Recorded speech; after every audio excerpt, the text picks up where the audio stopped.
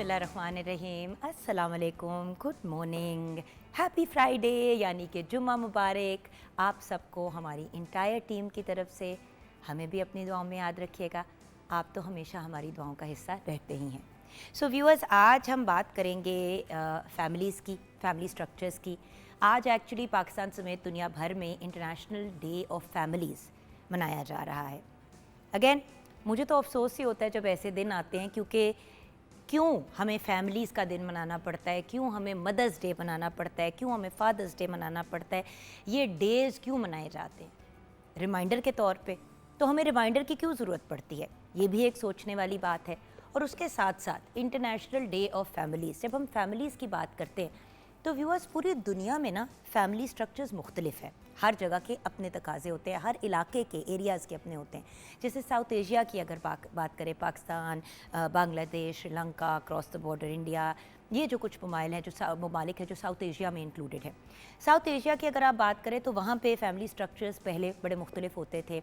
Joint family systems होते थे, family साथ रहती थी और यही मेन फोकस होता था कि families should always stay together.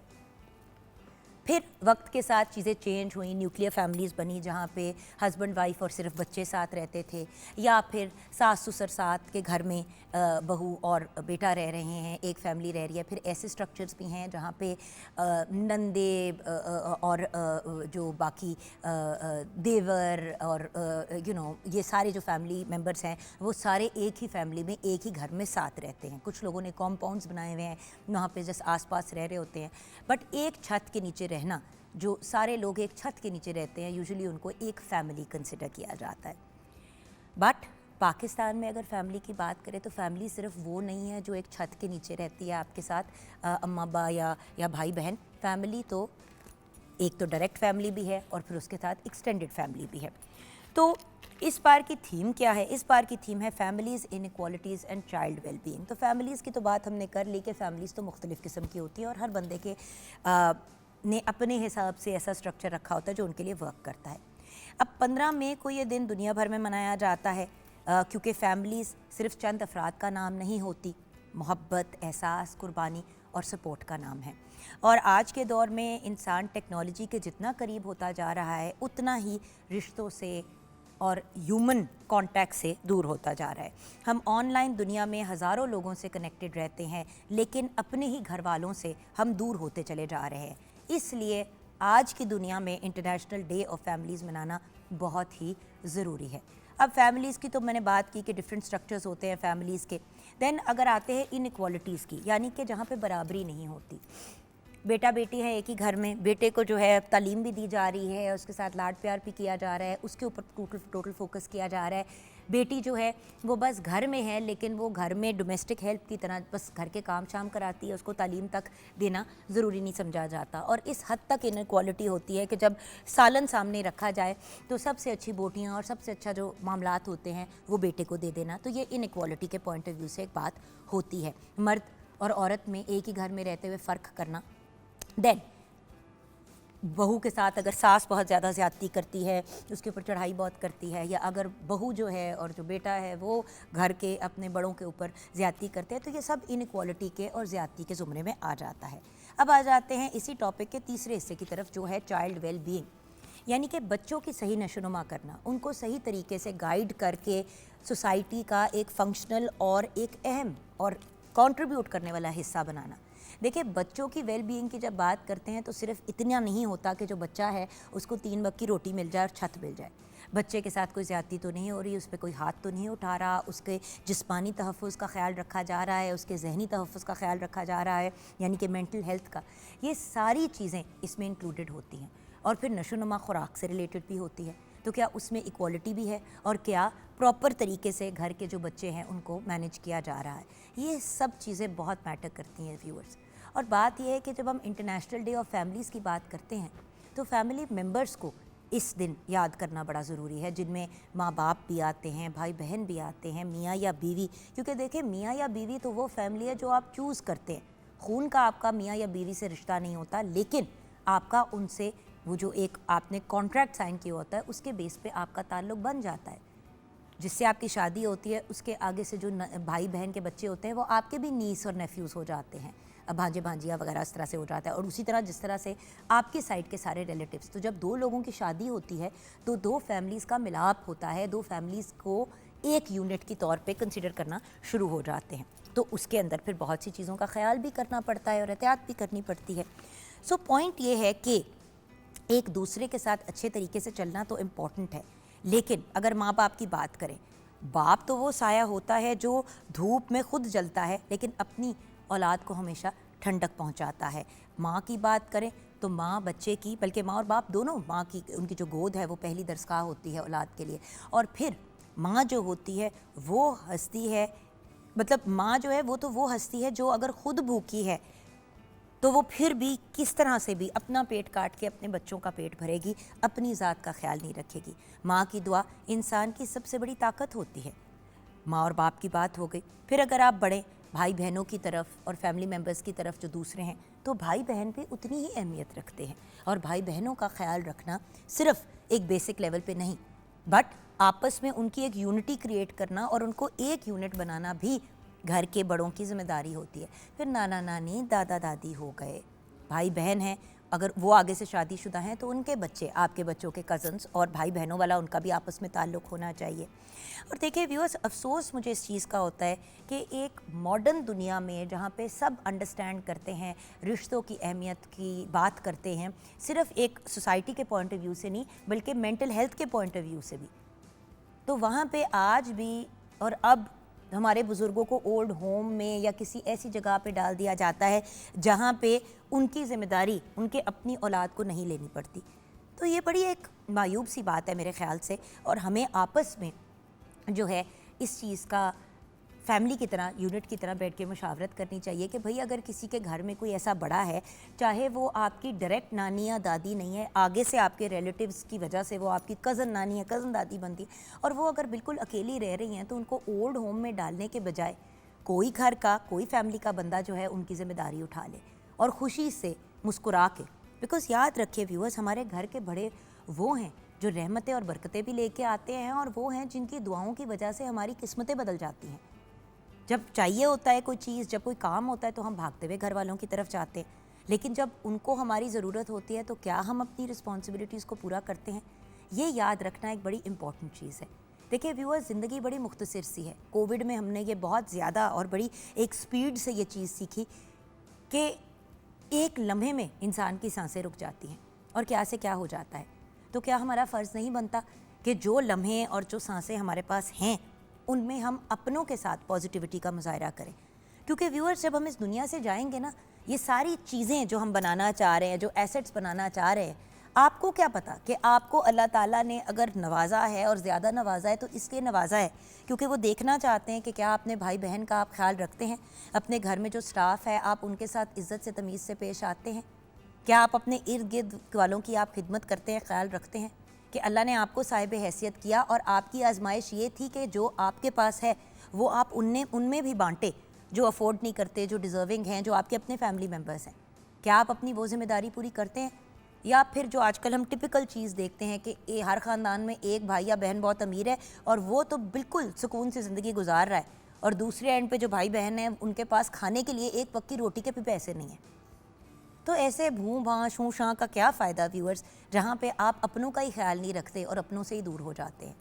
तो फैमिलीज़ की जब बात करते हैं तो फैमिली स्ट्रक्चर्स की वजह से ही रिश्ते भी चलते हैं। आजकल आप देखें मॉडर्न दौर में छोटी छोटी बात पे रिश्तों में दरार आ जाते हैं, रिश्ते टूट जाते हैं, डिवोर्स रेट बढ़ते चले जा रहे हैं, फैमिली सिस्टम कमज़ोर होता जा रहा है। और हमें ये समझना होगा कि अगर हमने अपने रिश्तों को निभाना है तो ये कोई हुनर या कोई टैलेंट नहीं है जो सिर्फ कुछ लोगों के पास होता है। पहले वक्तों में तो व्यूअर्स सिर्फ लोग तवज्जो देते थे और आपका रिश्ता जो है वो सैक्रिफाइस मांगता था, चाहे वो पैसे की थी या किसी और चीज़ की थी या आपके वक्त की थी, लेकिन लोग रिश्तों को जोड़ने पे फोकस करते थे। अब तो ख़ानदान वाले खुद घुस के ताल्लुकात को ख़राब करने के ऊपर फोकस करते हैं।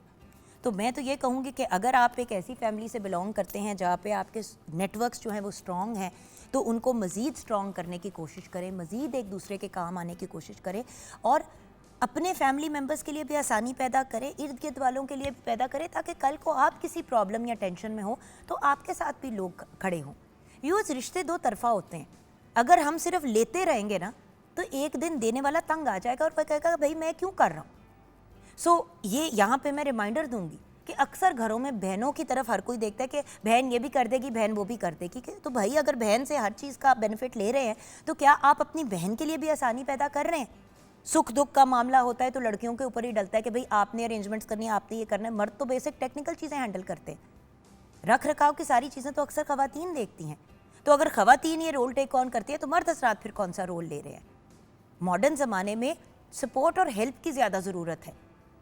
तो क्या ये बेहतर नहीं है कि मर्द हजरात मॉडर्न होने के मुनासबत से आगे बढ़ के कुछ घर की वो भी जिम्मेदारियां लें, चीज़ें वगैरह हैंडल करने की, और ख़वातीन भी कुछ दूसरी रिस्पॉन्सिबिलिटीज़ उठाएं और मिलजुल के गाड़ी के दो पहियों की तरह इस रिश्ते को आगे लेके बढ़ें।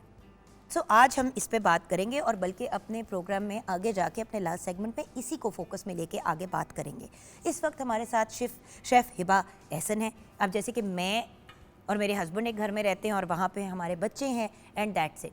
मेरे इन लॉज जो है उनकी प्रेफरेंस ये थी कि वो अपने घर में रहें और सब बच्चे अपने अपने घरों में रहें, आएँ मिलें। हर संडे को संडे लंच पे जाते हैं, अदरवाइज़ हमारा आना जाना रहता है, बट उनकी प्रेफरेंस ये थी। तो हम एक ऐसी फैमिली है जहाँ पे मियाँ बीवी और बच्चे हैं।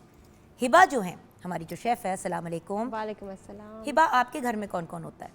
मैं होती हूँ मेरी देवरानी की family and my mother in law and father in law.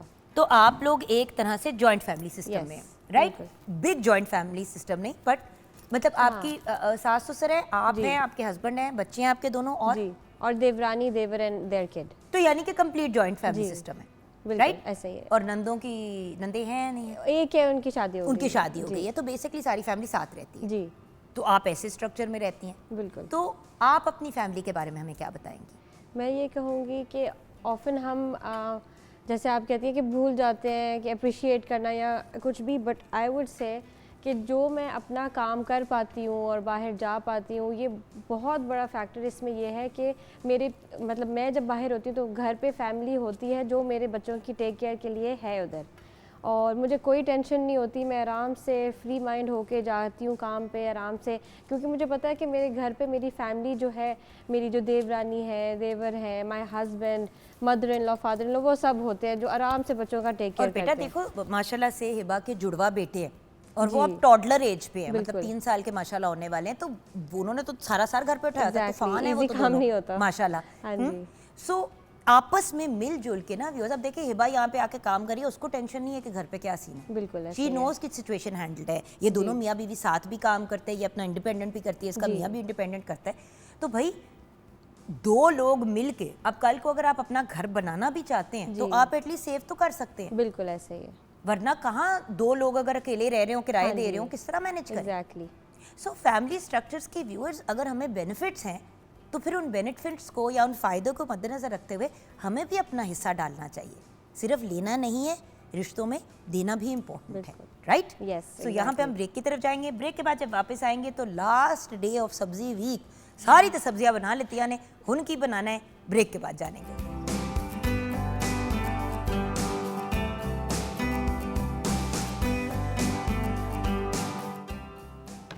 जी हाँ, welcome back from the break viewers. हमने प्याज के नीचे चूल्हा जला दिया है।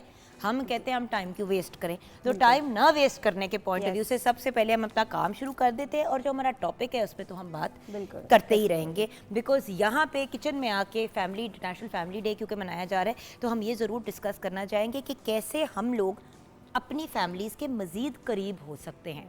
देखिए डिजिटल दुनिया में इतनी दूरियां हो गई हैं कि रिकनेक्ट करने के, एक ही घर में रहते हुए लोगों की आपस में सलाम और खुदाफिज के अलावा बात ही नहीं होती। तो क्या चीज़ें कर सकते हैं क्लोजनेस क्रिएट करने के लिए? यहाँ पे अलबत्ता ये बता दें कि आज हमारा मेन्यू क्या है। आज हमारा मेन्यू है बैंगन का भरता और उसके साथ खीरे का रायता। Wonderful, very light and refreshing. और बैंगन का भरता तो सबको ही पसंद आता है। बिल्कुल ऐसे ही है। तो यहाँ पे मैं क्या कर रही हूँ, ये प्याज हमने थोड़ा हल्का गोल्डन ब्राउन कर लिए हैं। इस स्टेज पे फिर हम इसमें टोमेटोज ऐड पहले अदरक लहसुन ना डाल दूँ? इसमें नहीं डलेगा। अच्छा, इसमें नहीं डलेगा। ये बहुत सिंपल रेसिपी है एंड इट्स द बेस्ट बैंगन का भरता यू विल हैव। इजी भी और बेस्ट। मेरी मामा की रेसिपी है and I love it so much. मामा की या सासू माँ वाली? क्योंकि मामा की, ये मामा की। अच्छा जी, सबसे पहले तो मुझे इंग्रेडिएंट्स बता दें। बैंगन के भरते के लिए आपको चाहिए तेल हस्बे ज़रूरत, बैंगन आपको चाहिए 1 किलो, प्याज आपको चाहिए 3 पाव, टमाटर आपको चाहिए 4 बड़े अदद, नमक हस्बे जायका, सुर्ख मिर्च 2 चाय के चम्मच, हल्दी और ज़ीरा 1 चाय के चम्मच और हरा धनिया और हरी मिर्चें गार्निश के लिए। That's it. That's it. That's it. अच्छा, ये हम जब एक अच्छा इसके अंदर पहले मसाले डाल के थोड़े भून लेते हैं हम लोग। ठीक है, इसमें हम ऐड करेंगे नमक, टेस्ट करके हम बाद में ऐड और कर लेंगे।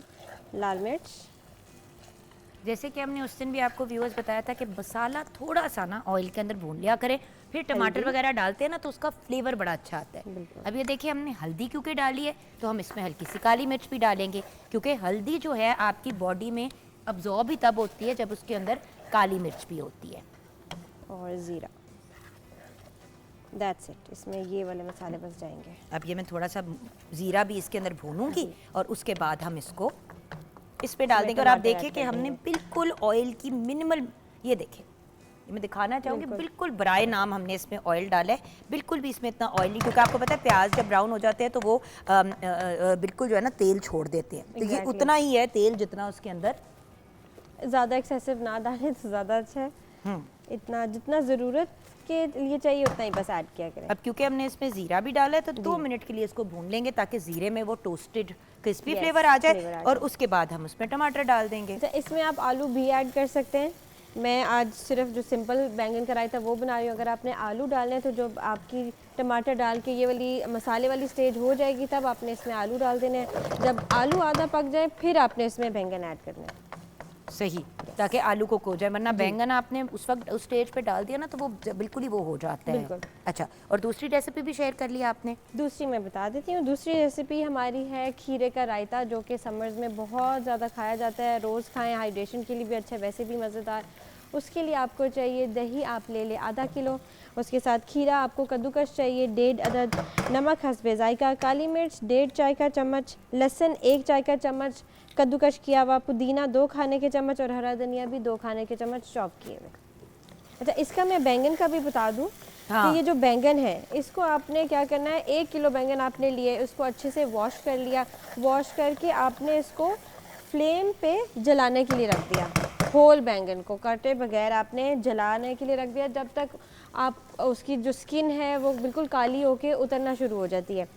उस स्टेज पे आपने एक बोल लेना है पानी का, उसमें सारे बैंगन डिप करने हैं, उसकी जो जली हुई स्किन है वो आपने उतार के फिर आपने बैंगन को इस ऐसे हो जाएंगे मैश कर लेना है। तो ये आपके हैं रोस्टेड एग प्लांट्स जो हो गए। हाँ। इससे हम बैंगन का भरता बनाएंगे और इससे फ्लेवर इतना ज़्यादा इन्हांस हो जाता है। खाली अगर काट के बैंगन बनाए उसका फ्लेवर वैसा नहीं आता। बिल्कुल ठीक है। पर आपने रोस्ट करके फ्लेम पे अच्छे से स्किन उतार के पानी में डिप करना लाजिम है ताकि वो अच्छे से क्लीन हो जाए, कोई आपके जो है बर्नट बिट्स ना इसमें रह जाए। उसको मैश करके फिर हम ये भरता बनाएंगे। बिल्कुल। और मैंने टमाटर थोड़े से कुक कर रही हूँ ताकि वो थोड़े से सॉफ्ट हो जाएं। तो अब हम अपने रायते की रेसिपी की तरफ आ जाते हैं। रायते के लिए मैंने ले लिया है योगर्ट। अच्छा, मुझे अगर एक फ्राई पैन दे दे तो एक, अगर आप इसमें ज़ीरा डालने लगे तो वो पहले मैं रोस्ट कर दूंगी आपको, ठीक है ना। दही को आपने कर लेना है विस्क हल्का सा। ज़ीरा आप कितना को डालेंगी? मैं उसको ड्राई रोस्ट कर। 1 टीस्पून ज़ीरा। अच्छा, इसमें ये जो है हम यूज़ कर रहे हैं लहसुन कद्दूकस किया हुआ, उसका भी फ्लेवर बहुत अच्छा आता है। जो ग्रीक एक डिप होती है जज्जी की, ये उस तरह का टेक्सचर आएगा इस रायते का, उस तरह का फ्लेवर होगा। बिल्कुल सही। अच्छी तरह आप ये देखिए टमाटर में एक कतरा पानी नहीं हमने डाला जब हमने टमाटर डाले हैं, ताकि हम चाह रहे हैं कि वो अच्छी से उसका मसाला जो कि इसकी मेन चीज़ जो है ना बैंगन के भरते की मसाला है। अब उसमें थोड़ा सा अगर आप लीमू डाल लें या इमली का पल्प डाल लें तो बड़े मज़े के खट्टे बैंगन बन जाते हैं। यस। यहाँ पे आप देख रहे हैं कि हम इसको रोस्ट कर रहे हैं थोड़ा सा ज़ीरे को, इसलिए क्योंकि ज़ीरे का रोस्टेड फ्लेवर रायते में ज़्यादा मज़े का आता है। और मैं चम्मच से ना इसको थोड़ा सा वो प्रेस कर देती हूँ तो वो थोड़ी सी उसकी, ये देखें, लवली, उसकी स्मेल भी काफ़ी अच्छी आ रही है। अच्छी है। सिंपल सा है, ड्राई रोस्ट जो हम कहते हैं ना वो ये होता है। आपने उसको तेल वेल कुछ भी डाले बगैर इसको आपने मसाले को वो जो भी आपने चीज़ डाली वो कर लिया। ये अच्छा सा टोस्ट हो गया। ये हमारे पास क्या है, हम जी इसमें ऐड कर लें। गरम गरम ही डाल देते हैं, खैर ऊपर से। ये इससे ना छोटी छोटी चेंजेस आती हैं, छोटे छोटे आपकी चीज़ों में इम्प्रूवमेंट आती है और फ्लेवर इन्हांस हो जाते हैं। देखिए व्यूअर्स, फ्लेवर पैलेट कोई तो आपने, हम क्यों कुछ चीज़ों में देसी घी डालते हैं इंस्टेड ऑफ तेल, Exactly. क्योंकि उससे फ्लेवर पैलेट एनहांस Yes. होती है। तो घरों में मुख्तलिफ चीज़ यही तो होती है कि हम फ्लेवर पैलेट पे इतना काम नहीं करते हैं। इसमें हमने सब कुछ मिक्स कर दिया है, पुदीना, खीरा, ज़ीरा, नमक, काली मिर्च और लहसुन जो कद्दूकश किया हुआ था। अच्छे से मिक्स कर दें और आपका रायता बिल्कुल रेडी है। बिल्कुल।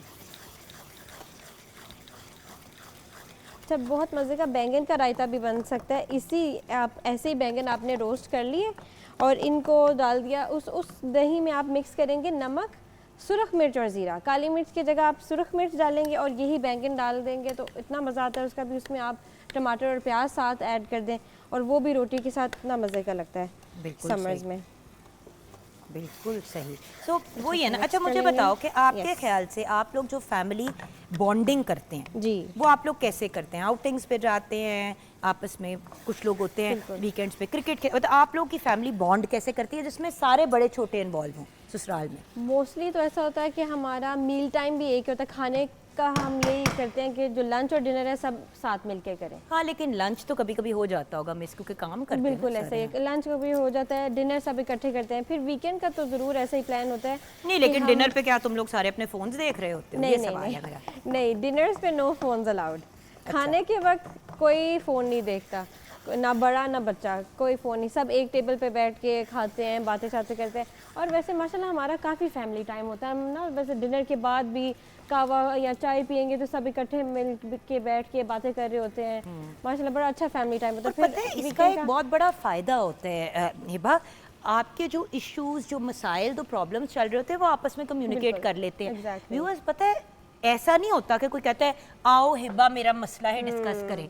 आपस वो जो कहते हैं ना कि कहे बगैर ही अगले की प्रॉब्लम आप समझ लें, तो वो तब भी होगा ना जब आपस में वक्त गुजारेंगे। Exactly, फिर लोग सही कहते हैं कि हमें क्यों बताना पड़ रहा है कि हमारी ज़िंदगी में ये प्रॉब्लम चल रही है। भाई आपको इसलिए बताना पड़ रहा है क्योंकि आप लोग आपस में टाइम कौन सा गुजारते हैं? एग्जैक्टली। पहले तो नाश्ते से लेके रात के खाने तक, एक्सेप्ट जब लोग कामों पे होते थे या बाहर होते थे घर से, जब घर पे होते थे तो सारे वो जो कहते हैं ना, जब लोग पीटीवी सिर्फ देखा करते थे, जो मुझे मामा वगैरह बताती हैं वो यही कहती है कि सारे एक ही कमरे में बैठे होते थे, वो टीवी लगाते थे, लोग ड्रामा देख रहे होते थे, ड्रामे के दौरान चुप होते थे। जब ब्रेक आती थी तो आपस में लोग गप्पे लगा रहे हैं, एंजॉय कर रहे हैं, बातचीत कर रहे हैं, उस ड्रामे को डिस्कस करें, और बातों ही बातों में आपस में आपकी जो फैमिली के मामलात और मसाइल होते थे वो डिस्कस हो जाते थे। ऐसे ही है। तो हम लोग जो कहते हैं ना कि अगलों को क्यों नहीं पता चलता कि हम टफ टाइम से गुजर रहे हैं, तो बात यह है कि क्या आपको पता है कि दूसरों पे क्या गुजर रही है? कम्युनिकेशन बहुत ज़रूरी है इसके लिए। और लोग कहते हैं कि आजकल के ज़माने में तो इतने तरीके हैं कम्युनिकेट करने के, लेकिन फिर ऐसा क्यों है कि एक ही घर में बैठे हुए ऊपर वाले पोर्शन में कोई बैठा हुआ है तो वो नीचे वाले पोर्शन में किचन में अपनी अम्मा को मैसेज कर रहा है और कह रहा है अम्मी जी आज ये बना लें खाने पे। आप खुद नीचे आके अस्सलाम वालेकुम करके मुलाकात करके। अब मेरे घर में बड़ा सिंपल रूल है, बच्चे चाहे सारा दिन घर से बाहर हो, व्हाटएवर हो, रात को सोने से पहले और जब भी कोई अपने किधर से भी घर वापस आए वो आए और सबको सलाम करे और मिल के फिर अपने रूम में जाना है तो जाए। अब जैसे हमजा बड़ा हो गया, 20 साल का हो गया, लड़कों को आपको पता है और लड़कियों को भी एक सर्टेन एज के बाद होता है कि हमें अपनी प्राइवेसी चाहिए, ऐसा ही है। तो ठीक है, लेकिन आप एक कनेक्शन का पॉइंट तो रखें, कोई एक खाने का टाइम तो आपस में एक साथ रखें ना। खैर आज हमने कुछ एक्सपर्ट्स को बुलाया गाइडेंस के पॉइंट ऑफ व्यू से कि हम क्या कर सकते हैं अपनी फैमिली स्ट्रक्चर्स को वापस स्ट्रॉन्ग करने के लिए, और अगर साथ नहीं भी रहते फिर कैसे किया जाए। बिल्कुल ऐसे बिकॉज एग्जाम्पल दे रही हूँ, जैसे हम लोगों का Sunday lunch is non negotiable. Right. अगर आप लाहौर में हैं और संडे लंच टाइम है तो हम लोगों ने मम्मी की तरफ, अपनी मदर इन लॉ की तरफ जाना है। अंडरस्टूड बात है, उस पर कोई डिस्कशन नहीं है व्यूअर्स, उस पर कोई डिबेट नहीं है, वो एक अंडरस्टूड बात है। अगर कोई शादी, कोई इवेंट, कोई फंक्शन भी है उससे तो आगे पीछे मैनेज करें, टेबल पे सबने बैठना है। राइट। क्योंकि होती है ना कुछ शादियां 1 से 4 बजे टाइम, Exactly, तो हम लोगों का सबका टाइम लंच का वो 1 बजे का होता है, हम वहाँ पे जाते हैं, आप 2:30 बजे निकल जाए, चले जाएं। लेकिन फैमिली के साथ उससे होता क्या है कि फैमिली को एक अपडेट होती है कि किसकी क्या सिचुएशन चल रही है। अच्छा, इस स्टेज पे थोड़ा सा बस टमाटर्स को मैश करेंगे और फिर हम अपना बैंगन जो है इसमें ऐड कर देंगे। बिल्कुल ठीक है, और इसको अच्छे से भूनेंगे और ये हमारी इजी सी रेसिपी तैयार है। अच्छा, रोस्ट करने के लिए भी इतना ज़्यादा टाइम नहीं लगता। बिल्कुल, क्योंकि देखें ना अब इनका ऑयल अलहदा हो गया जी। और टमाटर वैसे कुछ लोग अपने घर में खड़े खड़े भी रखते हैं, मैं इसलिए जो है उसको क्रश नहीं कर जैसे रही थी, आपकी प्रेफरेंस है, क्योंकि थोड़ा सा वैसे टमाटर रखें। का भी वो फ्लेवर आता है ना जरा जूसी सा, जी। तो वो बैंगन के साथ ना कॉम्प्लीमेंट करता है, क्योंकि एक्चुअली बैंगन बेचारा जो है वो इतना उस तरह से तो फ्लेवरफुल है नहीं। हाँ, इसमें हम ऐड कर देते हैं डाल दें बैंगन। आप। तो मैं इसको थोड़ा सा भूनती हूँ। तो व्यूअर्स ये आपकी आसान सी, अब मतलब वो जो कहते हैं ना कि ये कितनी देर अब हमने इसको भूनना है? ऑलमोस्ट 5 मिनट, बस ऑयल तो बाहर आ गया है, बस बैंगन को अच्छे से ही क्योंकि भूनना है बैंगन हमने। की भी ना थोड़ी सी वो जो चीज़ है, बट इस जी। स्टेज पे आपने मिक्स अच्छे से करना है। Yes। ये ना हो कि बैंगन क्योंकि आपने सेंटर में डाला है हाँ। तो वो मिक्स हो जाए। तो मैं क्या करती हूँ, मैं इसको फोल्ड करती हूँ। आप जब फोल्ड करते हैं ना तो वो चीज़ अंदर आ जाती है उसके और वो मिक्स हो जाता है। और जैसे जैसे भुनेगा तब भी, और वो अगर वो जो कहते हैं ना कि जिस तरह गुतावा टाइप बन भी जाता है तो आपने जी। स्ट्रेस नहीं लेनी। ये उसी शेप में आएगा क्योंकि ये हमने बैंगन मैश किए हुए हैं, तो ये खड़े बैंगन होंगे भी नहीं। बैंगन का भरता इज लाइक आप मैश करके बैंगन इसको सही बनाते हैं। तो ये जो होता है ना कि खड़े खड़े बैंगन होंगे, ये इसमें नहीं होंगे। बिल्कुल ठीक। तो यहाँ पे हम इसको अभी भून रहे हैं। मैं जल्दी से आपको एक बात बता दूँ, अभी ब्रेक के बाद ना हम आंखों की बात करेंगे और आईज से रिलेटेड जो लोग आजकल इश्यूज फेस कर रहे हैं वो। एक बात मैं ज़रूर कवर करना चाहूँगी जिसको हम स्टाई कहते हैं। Right। वो जो आंख के ऊपर ना वो कभी कभी एक आपका मोटा सा बन जाता है और फिर उसकी फिर वो एक येलो सा हेड बन जाता है और पस भी पड़ जाती है। तो मैं उसकी स्पेसिफिकली जिसको स्टाई कहते हैं हम बात करना चाहूँगी उससे रिलेटेड भी, क्योंकि अगर आप उसकी प्रॉपर तरीके से और टाइमली केयर ना करें, बहुत से लोग कहते हैं गर्म कपड़ा लगा लो, ये कर लो, वो खुद ही बैठ जाएगा। लेकिन अगर वो बिगड़ जाए तो व्यूअर्स आप अपने आप को नुकसान भी पहुंचा सकते हैं। जैसे कि जब मैं छोटी थी तो मेरी ये लेफ्ट आंख के ऊपर इधर स्टाई निकली थी। अब अगर आप गौर से करीब से देखो तो मेरे यहाँ पे बाल मिसिंग है, राइट है ना? हाँ। उस स्पॉट पे ये दाना निकला था। अच्छा, मामा ने कहा कि खुद ही ठीक हो जाएगा। मैं काफ़ी छोटी थी तो खुद तो डॉक्टर जा नहीं सकती थी। मामा ने कहा हो जाएगा ठीक, हो जाएगा ठीक। अच्छा, वो बिगड़ता चला गया। वो आंख इतनी सूज गई कि जब डॉक्टर पे गए तो उसने अंदर से लिड को खोल के कट करके जो सारा कुछ था वो निकाला। सो व्यूअर्स, आंख आपके सेंसेस में से एक बड़ी इंपॉर्टेंट चीज़ है, और अगर आप अपनी आंख का प्रॉपर ख्याल नहीं रखेंगे और इस तरह के पंगे करेंगे तो आप अपने आप को किसी मेजर नुकसान की तरफ भी ले जा सकते हैं। तो आज हम आंखों से रिलेटेड बात करेंगे। ब्रेक के बाद आप हमारे साथ रहिएगा। अगर आपके भी कोई सवाल हैं तो ज़रूर हमारे प्रोग्राम में कॉल कीजिएगा।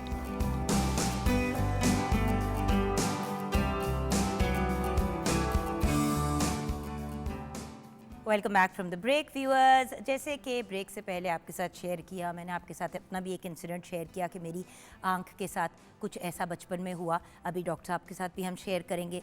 बात सिर्फ इतनी है कि व्यूअर्स, आंखें हमारे जिस्म का एक बहुत ही अहम हिस्सा है। जब हम अपनी 5 सेंसेस की बात करते हैं तो साइट यानी कि देखने की जो हमारी सलाहियत है वो एक बहुत बड़ी अल्लाह की ब्लेसिंग है। लेकिन कभी कभी कुछ ऐसी इन्फेक्शंस, कुछ ऐसी एलर्जिक रिएक्शंस, कभी बैक्टीरियल कभी वायरल हमें ऐसी हो जाती हैं जिसकी वजह से हमारी आइज़ या आइज़ के अराउंड एरिया मुतासर हो जाता है। और व्यूअर्स, कुछ ऐसे केसेस होते हैं जहाँ पे अगर टाइमली चीज़ को मैनेज ना किया जाए तो हमारी बीनाई भी मुतासर हो जाती है और कुछ केसेस में ब्लाइंडनेस भी हो जाती है। सो प्लीज़ व्यूअर्स, अपनी आंखों का उसी तरह ख्याल रखें जिस तरह अपने बाकी जिस्म का रखते हैं। हमारे साथ एक बहुत ही ब्रिलियंट पर्सनैलिटी ऑप्थेमोलॉजिस्ट हैं, प्रोफेसर डॉक्टर जाहिद कमाल सिद्दीकी। अस्सलाम वालेकुम डॉक्टर साहब। Thank you. अच्छा डॉक्टर साहब, सबसे पहले तो आँखों के बारे में सिर्फ मैं ये आपसे पहले आपकी एक पब्लिक सर्विस में आई केयर के बारे में आप हमें क्या बताएंगे कि आँखों का ख्याल रखना कितना ज़रूरी है? असल में दांत ब्रश करने होते हैं, बाल भी हम ब्रश करते हैं, जिस्म को धोते हैं, बेचारी आंखें खुद ही बेचारी इंडिपेंडेंटली लगी रहती हैं तो उनको तो बिल्कुल ही कोई लिफ्ट नहीं कराता। तो आंखें आपके ख्याल से कितनी इम्पॉर्टेंट है इंसानी जिस्म के लिए, और उसके साथ साथ आंखों का ख्याल कैसे रखा जा सकता है? जी बहुत शुक्रिया, आपने मुझे इनवाइट किया और like always I am glad कि पीटीवी बहुत मालूमाती प्रोग्राम इस तरह के करता है। जी। देखिए, आँखों का अहमियत से तो हर कोई वाकिफ़ है। कहते हैं कि जान है तो जहान है और आँखें हैं तो ये जहान रोशन है। अलबत्ता इनकी हिफाजत की एक तो अल्लाह ताला ने ख़ुद मैकेनिज़्म रखी कि हमारी आईलिड्स के ऊपर की तरफ ग्लैंड होता है जिसको लैक्रिमल ग्लैंड कहते हैं जी। और वो हर वक्त सिक्रीशंस जिनको आंसू कहते हैं एक वो पंप करता रहता वो है हमारी आंखों को नम रखता है एक हाँ। तरह से। हाँ जी। तो उसकी वजह से एक नेचुरल मैकेनिज़्म है।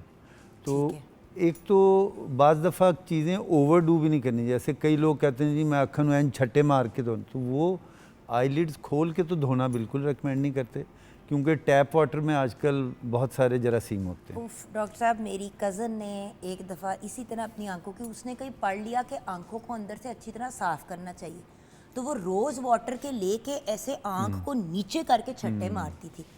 उसने अपनी आंख को पता नहीं क्या, उसको इन्फेक्शन हो गई और वो इन्फेक्शन उस पानी से ही हुई।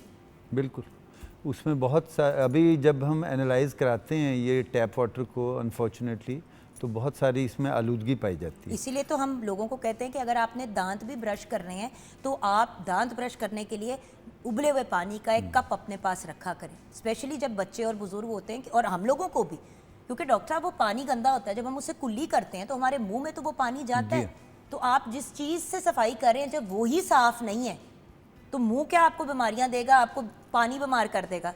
तो हम ये रेकमेंड करते हैं कि आंखें बंद करके वो वॉश की जाएं, तो उसमें फ़ायदा ये है कि जो आई लैशेज़ पे पार्टिकल वगैरह लगे हुए होते हैं वो निकल जाएंगे। बिल्कुल ठीक है। तो दूसरे और ये डॉक्टर साहब क्या डॉक्टर के पास, जिस तरह कहते हैं डेंटिस्ट के पास साल में 2 दफ़ा ज़रूर हर 6 महीने बाद जाना चाहिए, डिफरेंट डॉक्टर्स का डिफरेंट कहा जाता है, तो क्या कोई ऐसी इंस्ट्रक्शन है आंखों से रिलेटेड भी?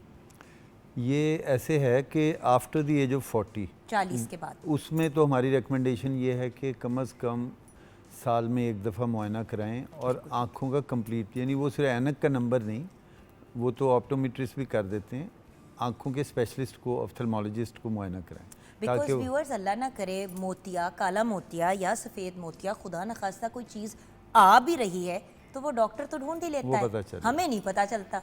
अच्छा, इनमें जिन लोगों को डायबिटीज़ है अनफॉर्चुनेटली, और पाकिस्तान इस वक्त नंबर 1 आ गया, यानी कि इस वक्त 3.5 करोड़ हमें पता है कि डायबिटीज़ के पेशेंट, और कई ऐसे हैं जिनका भी हमें पता नहीं, तो उन सबको तो कहते हैं हम एवरी 6 मंथ्स, जिनको 5 साल हो गए हैं डायबिटीज़, वो एवरी 6 मंथ चेक कराएं, क्योंकि वो ज़्यादा रिस्क के ऊपर है। सही। अच्छा सर, अब आ जाते हैं उन चीज़ों की तरफ जो आजकल काफ़ी आम है। सर, अगर हम बात करें आँखों की और आँखों से रिलेटेड इन्फेक्शन की या व्हाटएवर, तो आँखों में बीमारियाँ किस किस वजह से होती हैं सर, ये पहले बता दें। सबसे क्योंकि पहले कोई कहता है ये बैक्टीरिया आपको हुआ है, तो कोई कहता है तो एलर्जी हो गई है, तो क्या क्या आँखों को हो सकता है, क्या क्या किस किस तरह की इन्फेक्शन हो सकती है? देखें, जो हमारे मुल्क में कॉमन वजह इस वक्त चल रही है, और ख़ास तौर पे ये जो मौसम अप्रैल मई और उसके बाद सितंबर अक्टूबर का आता है, इसमें टेम्परेचर हाई होता है जी, और उस लेवल पे होता है कि बहुत हाई भी नहीं होता, तो ऐसा लेवल है टेम्परेचर का जिसमें बग्स ग्रो करते हैं। ठीक है। अच्छा, लोग ज़रा एक्टिविटीज़ भी कुछ बाहर फिर रहे होते हैं, इंटरेक्शन भी ज़्यादा हो रहा होता है, उसकी वजह से मिलने जुलने से इन्फेक्शन आँखों में लग जाता है। अब आजकल ख़ास तौर पे जो मॉडर्न सो कॉल्ड स्कूल्स हैं जहाँ पे स्विमिंग का भी कहा जाता है, वो स्विमिंग पूल से भी बहुत सारे इन्फेक्शन फैलते हैं। तो जो लोग स्विमिंग करें उनको हम रिकमेंड करते हैं, वो गॉगल्स होते हैं बिल्कुल आँख के ऊपर पहन के, वो टाइट हो जाते हैं, तो वो आँख के अंदर वो स्विमिंग पूल का पानी नहीं जाएगा। लेकिन सर, अगर फॉर एग्जांपल कुछ बच्चे होते हैं वो नहीं बात मानते, वो फिर भी गॉगल के बगैर स्विमिंग करते हैं, तो क्योंकि आजकल ऐसा मौसम भी चल रहा है तो हमें गाइड कर दें, अगर बच्चा स्विमिंग पूल से निकलता है, आंखों में उसके गया है स्विमिंग पूल का पानी, तो फिर क्या करें? फिर तो कोई एहतियाती तदाबीर है उसके बाद की? एहतियाती तो यही है कि आंखें बंद करके ऊपर से ठंडे पानी के छींटे मार लें, साफ़, वो जिस तरह का आपने साफ़ पानी का, तो वो इंशाल्लाह जो इस तरह की चीज़ें, क्योंकि वो कुछ ना कुछ टाइम बाद क्लोरीन भी डाल रहे होते हैं, बिल्कुल, उससे भी हो जाता है। उससे भी होता है। अच्छा सर, ये बताएं कि आंखें जो हमारी हम बंद करके साफ़ करने की आप बात कर रहे हैं, तो ये भी गाइड कर दें कि आंखें बंद करके जब हम पानी डालते हैं मुंह के ऊपर, और अगर आंख के अंदर फॉर एग्जांपल कोई क्लोरीन या ऐसी चीज़ चली जाए, कभी कभी ऐसे होता है आंखों में मिर्चें बड़ी लग रही होती हैं, तो उस केस में हमें क्या करना चाहिए? फिर आंख के अंदर मिर्च लग रही है, फिर क्या करें? अगर आंख में, ये आमतौर पे उससे तो होता है जब कोई पार्टिकल आंख के अंदर चला जाए, या खाना बनाते हुए आपने मिर्च, आपने कुछ उड़ी चीज़ या आपने मिर्चें काट रहे और एकदम से आपका हाथ ऐसे लग गया, वो तो फिर चीखें निकल जाती हैं। जी, इसके लिए बेस्ट चीज़ जो होम रेमेडी है वो ये है कि आंखें बंद करके उसके ऊपर प्लास्टिक के बैग में आइस क्यूब डाल के और वो रख लें, वो जिसको हम टकोर कहते हैं ना, कोल्ड कंप्रेशन। अच्छा, तब भी आंख के अंदर अब व्यूअर्स, डॉक्टर साहब ने बार बार हर स्टेज पे, ये मैं बार बार क्यों उनसे वो ये सवाल पूछ रही हूँ बच्चों की तरह, कि बार बार वो कह रहे हैं आंख बंद करके, तो जो लोग अपनी आंखों में ग्लिसरीन डाल देते हैं साफ़ करने के लिए कि हमने आंख साफ़ करनी है, रोज़ वाटर और मुरक्कब बना के आजकल हम यूट्यूब पे भी देख रहे हैं, मैं हाथ जोड़ी हूँ आपके, अपने आप को खुद नुकसान मत करें, एक मुस्तनद डॉक्टर जिन्होंने पढ़ लिख के इतनी प्रैक्टिस करके माशाल्लाह डॉक्टर साहब एक मतलब माशाल्लाह से प्रोफेसर के लेवल पे वो सिखाते भी हैं आप लोगों को, तो खुदारा प्लीज़ अपनी आंखों के अंदर चीज़ें डालनी छोड़ दें। अब आ जाते हैं इशू की तरफ। सर, बैक्टीरियल, वायरल और एलर्जिक आई इन्फेक्शन में फ़र्क क्या है? डॉक्टर तो कह देना थानू नहीं समझ आती। देखिए ये अलग अलग माइक्रो ऑर्गेनिजम्स ठीक। हैं। बैक्टीरिया और तरह का है, वायरस और तरह का है। अलबत्ता इनकी कुछ साइंस हैं। अगर बैक्टीरियल इन्फेक्शन होता है तो आँख चिपक ज़्यादा रही होती, जिसको गिड कहते हैं ना पंजाबी में, गिड आ रही है, रतूबतें आ रही हैं, खुलती नहीं है आँख, खुलती नहीं, चिपक जाती है। और वायरल इन्फेक्शन में आमतौर पे इतनी थिक डिस्चार्ज नहीं होता, लेकिन रेडनेस, पानी वो उसमें होता है। दोनों में एहतियातें दोनों की एक तरह की हैं। और एलर्जिक? जी, एलर्जी में तो वो एक ख़ास एज में होती है और आमतौर पे सीजनल होती है कि ये स्प्रिंग सीजन में शुरू होती है और अर्ली समर में फिर जाके ख़त्म हो, हर साल अटैक क्योंकि होता है। डॉक्टर साहब कुछ लोग ऐसे होते हैं जिनकी आंख, वो जो रेड आई नहीं हम जिसको कहते हैं, उसी को एक एग्जांपल के तौर पे ले लेते हैं, क्योंकि आंखों के तो बहुत से मामला होते हैं। सबसे पहले ये बता दें कि अगर आपको रेड आए या लाल आपकी आंख इतनी बड़ी सूजी हुई है, खुल भी नहीं रही है, अजीब सी हुई है, तो वायरल के केस में क्या इलाज होगा, बैक्टीरियल में क्या इलाज होगा, और अगर एलर्जिक है तो फिर हम उससे बचें कैसे? मैं बारी बारी बता देता हूँ। देखें, इसमें इलाज तो ज़ाहिर है मुस्तनद मुआलिज नहीं करना है, वो एंटीबायोटिक या एंटीवायरल जो देगा, लेकिन घर में जो आपने करनी है वो मैं चीज़ें बता देता हूँ। इसमें पहली एहतियात तो ये है कि पेशेंट की जो केयर कर रहा है, सबसे पहले तो वो अपने आप को बचाए कि मज़ीद लोगों को ना हो जाए। अब ये मैंने आमतौर पे देखा है कि बच्चों को हुआ शुरू और फिर उनके माँ बाप को भी हो गया। तो बच्चे तो जल्दी ठीक हो जाते हैं, माँ बाप को ठीक होने में टाइम लगता है। तो इसलिए पहले तो मैं ये कहूँगा, अगर आप किसी ऐसे की केयर कर रहे हैं मरीज़ की जिसको इन्फेक्शन है, आप दवाई डाल रहे हैं उसके आँख में, तो पहले आपने हाथ धोने, फिर दवाई डालनी है और फिर दोबारा हाथ धोने। और हाथ धोने में कम अज़ कम 20 सेकंड्स, ये जो टीवी में स्टार चलते हैं ना कि जल्दी जल्दी हो जाए तो वो तुम्हारा साबुन कमज़ोर है या क्या है, तो वो नहीं आपने करना। Take your time, antiseptic soap से क्लीन करना है। सही। उसके बाद फिर ये है कि उसके पिलो, उसके तौलिए, उसकी चादरें उसको अलग रखें और उनको अलहदा से धोएं, वरना ये सबको फैल जाएगा। और वही वाली बात है ना डॉक्टर साहब कि हर बंदा जो है वो घर में एक दूसरे के तौलिए भी यूज़ करता है। मैं तो ऐसे भी जानती हूँ लोगों को टूथब्रश एक दूसरे का यूज़ कर रहे होते हैं।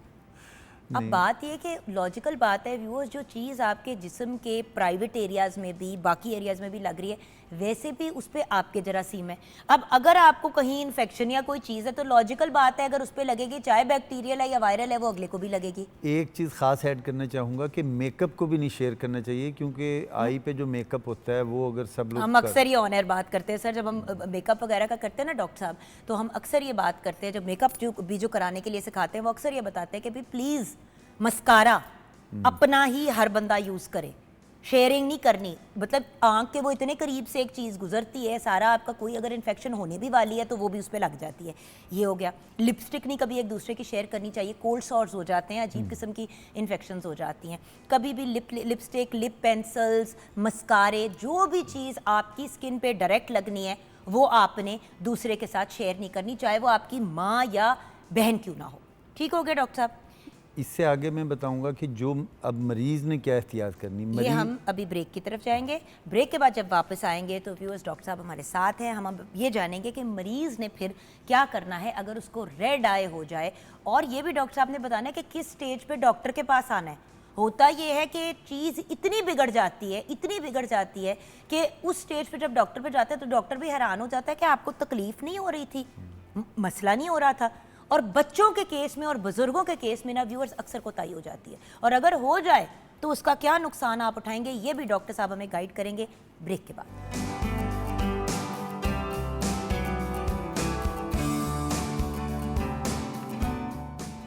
Welcome back from the break viewers. Professor doctor Zahid Kamal Siddiqui, ऑप्टोमोलॉजिस्ट हमारे साथ हैं। जी डॉक्टर साहब, अभी हम बात कर रहे थे कि ट्रीटमेंट के पॉइंट ऑफ व्यू से पेशेंट को क्या करना चाहिए, तो मैंने कहा यहाँ रुक जाएं, ब्रेक के बाद आएंगे। तो व्यूअर्स अब हम ये जानेंगे कि अगर रेड आए हो तो पेशेंट को क्या करना चाहिए, और उसके साथ डॉक्टर साहब किस स्टेज पे मुआलिज के पास जाना चाहिए। हमारे यहाँ तो बस इस्तग़फ़ार बंदा मर रहा होता है तो तब भी कोई घर वाला कहता है कि ले जाओ, अगला नहीं मानता, तो प्लीज़ आप गाइड करें। देखें, आम तौर पे वायरल इन्फेक्शन तो 5-6 दिनों में खुद ही ठीक हो जाता है, लेकिन अगर तो नज़र पे असर आना शुरू हो जाए तो फिर तो फ़ौरन आना चाहिए। वो खुद सेल्फ असेसमेंट कर सकते हैं, एक आंख बंद करके टीवी घर में या कोई तस्वीर देख के तो खुद अंदाज़ा हो जाएगा कि नज़र पे असर हो रहा है। और दूसरी एहतियात ये करनी है जो मरीज़ ने, कि वो लोगों से ज़रा फासला रखे, यानी जो 3 फुट का एक दायरा है पर्सनल स्पेस, उसके अंदर महदूद रहे, ख़ासों पे हाथ ना मिलाए।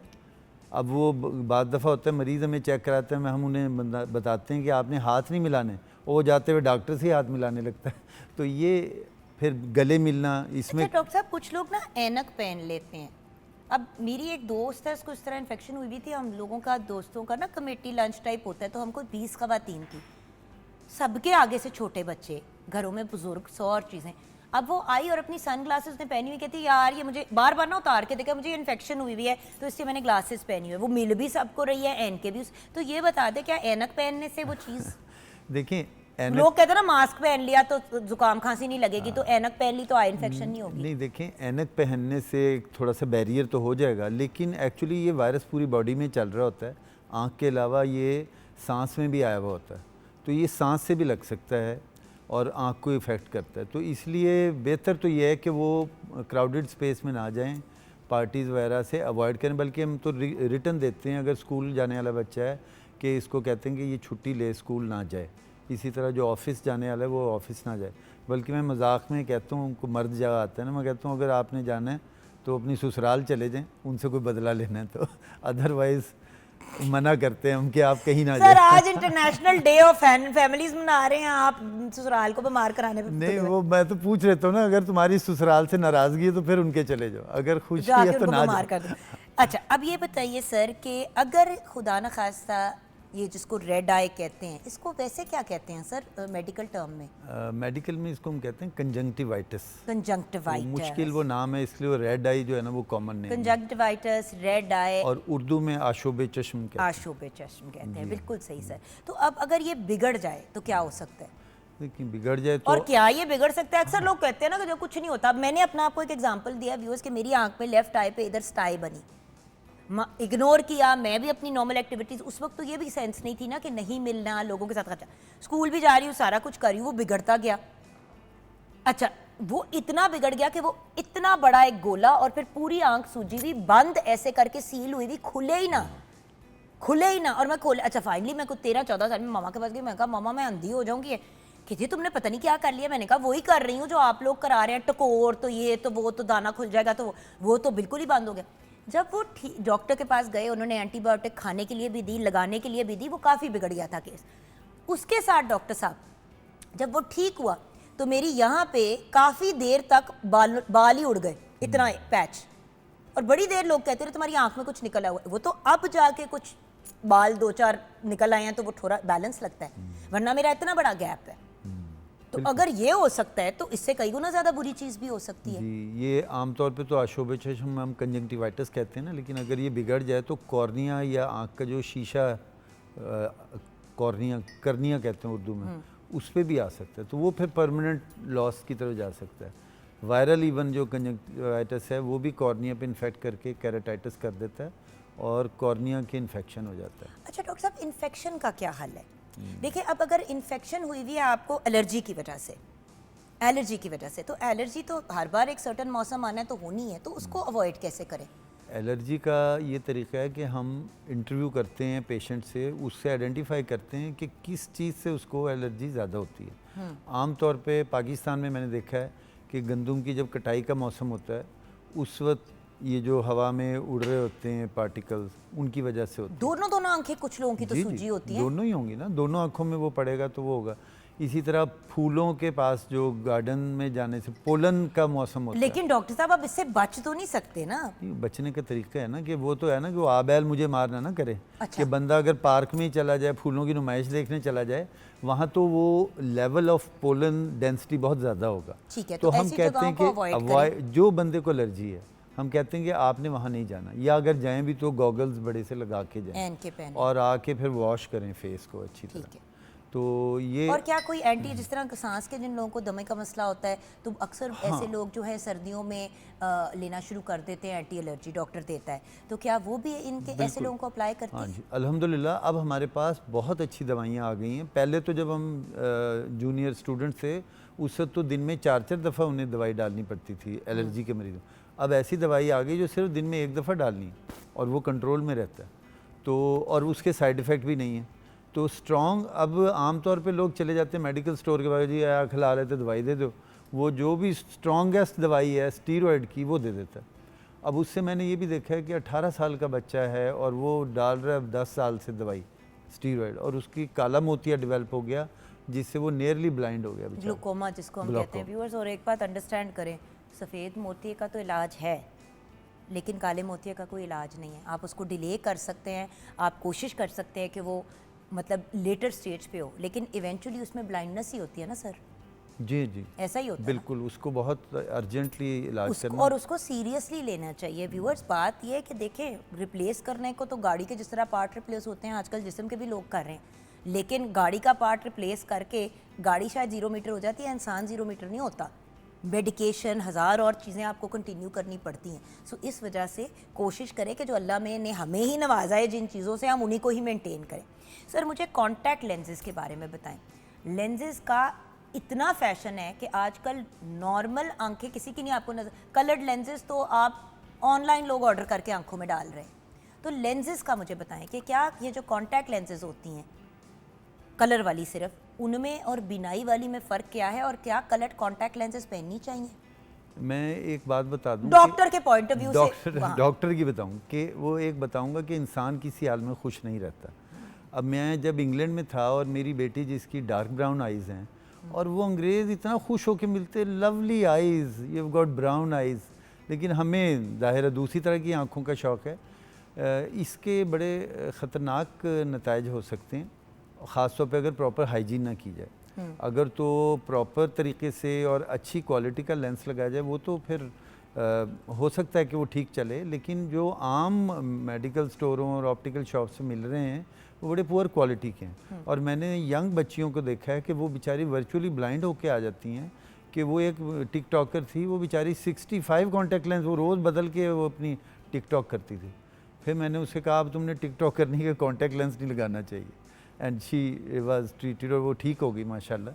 लेकिन देखना, everybody is not that lucky. और सर, उसके अलावा सबसे बड़ी बात यह है कि डॉक्टर साहब, आप ऑनलाइन कॉन्टैक्ट लेंस मंगवा रहे हैं किसी रैंडम जगह से, आपको नहीं पता। देखिए, कॉन्टैक्ट लेंस आंख में जाने वाली चीज़ है, कम से कम अगर कलर्ड भी लेनी है तो किसी मुस्तनिद, किसी प्रॉपर जगह से लें, और जो एक्चुअली आंखों में डलने वाली चीज़ है।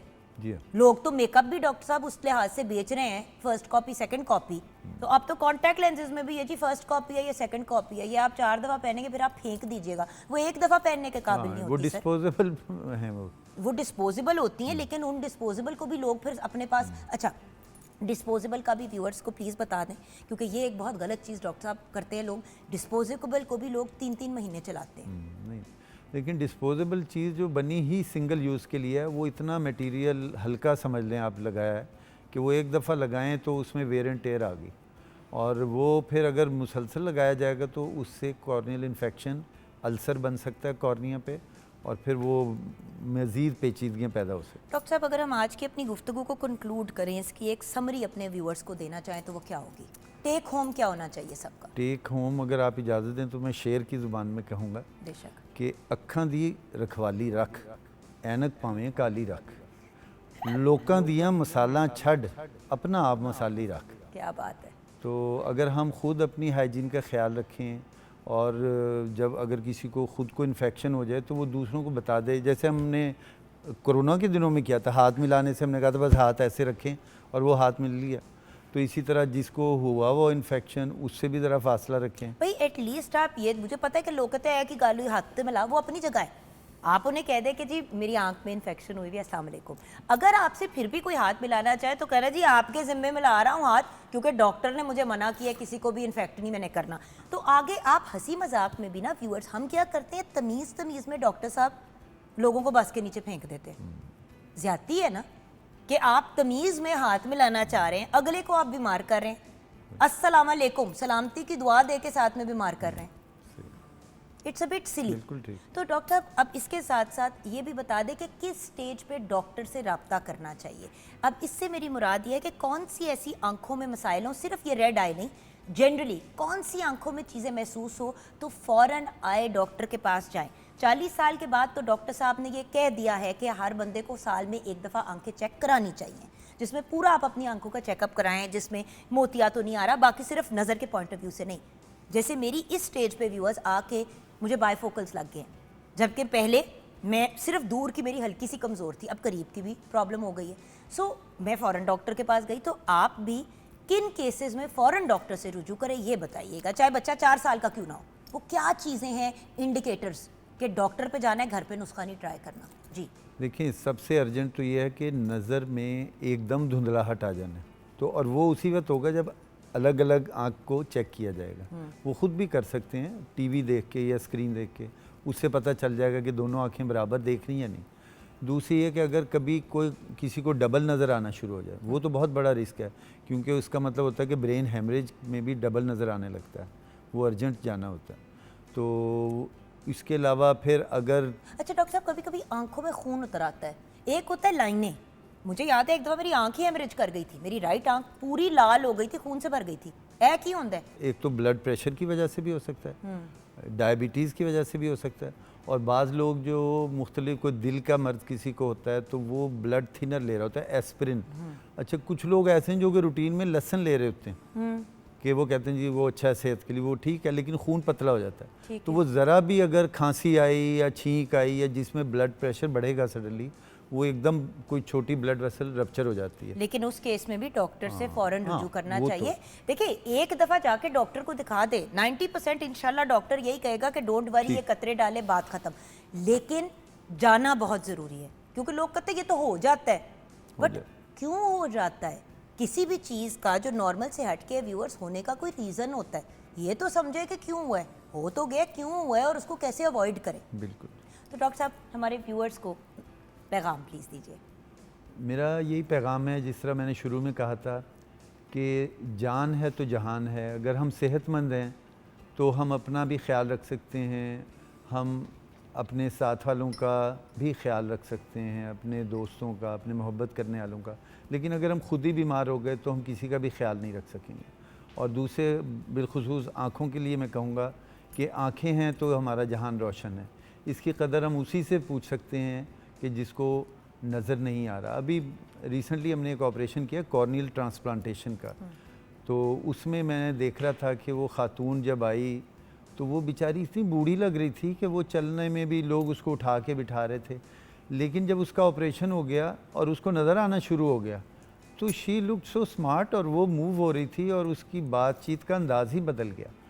तो मेरी आपसे यही दरख्वास्त है कि ये इतना खूबसूरत आला है आँख, जिससे नज़र से हम पूरी दुनिया को देखते हैं, इसकी हिफाजत करें। ये इस तरह की चीज़ जितना मर्ज़ी हम खर्च कर दें वो दोबारा नहीं बन सकती, बिल्कुल कुछ बेहतर हो सकती है। तो जो अल्लाह ने दी है उसकी हिफाजत करना ज़रूरी है। और मुझे यकीन है कि इंशाअल्लाह जैसे हम अपनी सेहत का ख्याल रखेंगे तो पाकिस्तान तवाना होगा, पंजाब तवाना होगा और पाकिस्तान मजबूत होगा, और हमारी अगली आने वाली नस्ल जो है वो मजबूत से मजबूत और इस पाकिस्तान को भी बेहतर से बेहतर बनाएगी। बेशक बेशक, आमीन। और व्यूअर्स ब्रेक की तरफ जाएंगे, लेकिन एक बात ज़रूर पॉइंट आउट करूँगी, डॉक्टर साहब जब लास्ट टाइम आए थे तो he was on the heavier side, अब उन्होंने अपना वेट भी रिड्यूस किया हुआ है। देखिए व्यूअर्स, अपना सेल्फ चेक करना बड़ा इंपॉर्टेंट है। जैसे अगर डॉक्टर साहब यहाँ पे बैठ के कह रहे हैं कि जी ये चीज़ें हमें आंखों से रिलेटेड करनी चाहिए, तो वो अपनी फिटनेस और अपनी चीज़ों से रिलेटेड खुद मेहनत कर रहे हैं। उनको कोई बाहर से आके डॉक्टर नहीं कर रहा है। ये वाली ही इज़ एन ऑप्थेमोलॉजिस्ट, उनका काम आंख का है, लेकिन वो जिस्मानी तौर पे अपने आप को 100% हेल्दी रखने की कोशिश कर रहे हैं। सो बात ये है, मेरा भी जब वेट ज़्यादा था, मैंने भी अपना वेट तरीके से, आराम से, टाइम लेके रिड्यूस किया। क्यों? बिकॉज व्यूअर्स, ये नहीं कि हम फैट शेमिंग की बात करें, लेकिन अगर आपकी जिस्म की ज़रूरत से ज़्यादा कोई भी चीज़ है, वेट है, ओवर एक्टिविटी है, कोई भी चीज़ है, तो वो आपको नुकसान ही पहुँचाएगी। तो अपनी इस जिस्म पे तरस खाएं, जो अल्लाह ताला की एक बहुत बड़ी नेमत है जो अल्लाह ताला ने हमें दी है, बिकॉज इसी में हमने सारी ज़िंदगी जीना है, पैदा भी इसी में होना है और इसी में हमने दफनाए जाना है। सो इसका ख्याल रखें, क्योंकि इसको हमने इंशाल्लाह 100-150 साल चलाना है। ब्रेक के बाद वापस आएंगे। International day of families Pakistan समेत दुनिया भर में मनाया जा रहा है। इस टॉपिक पे डिस्कशन करेंगे कि कैसे फैमिलीज़ को रिकनेक्ट कर सकते हैं, स्पेशली वो फैमिलीज जो एक घर में रहते हुए दूर दूर हैं। ब्रेक के बाद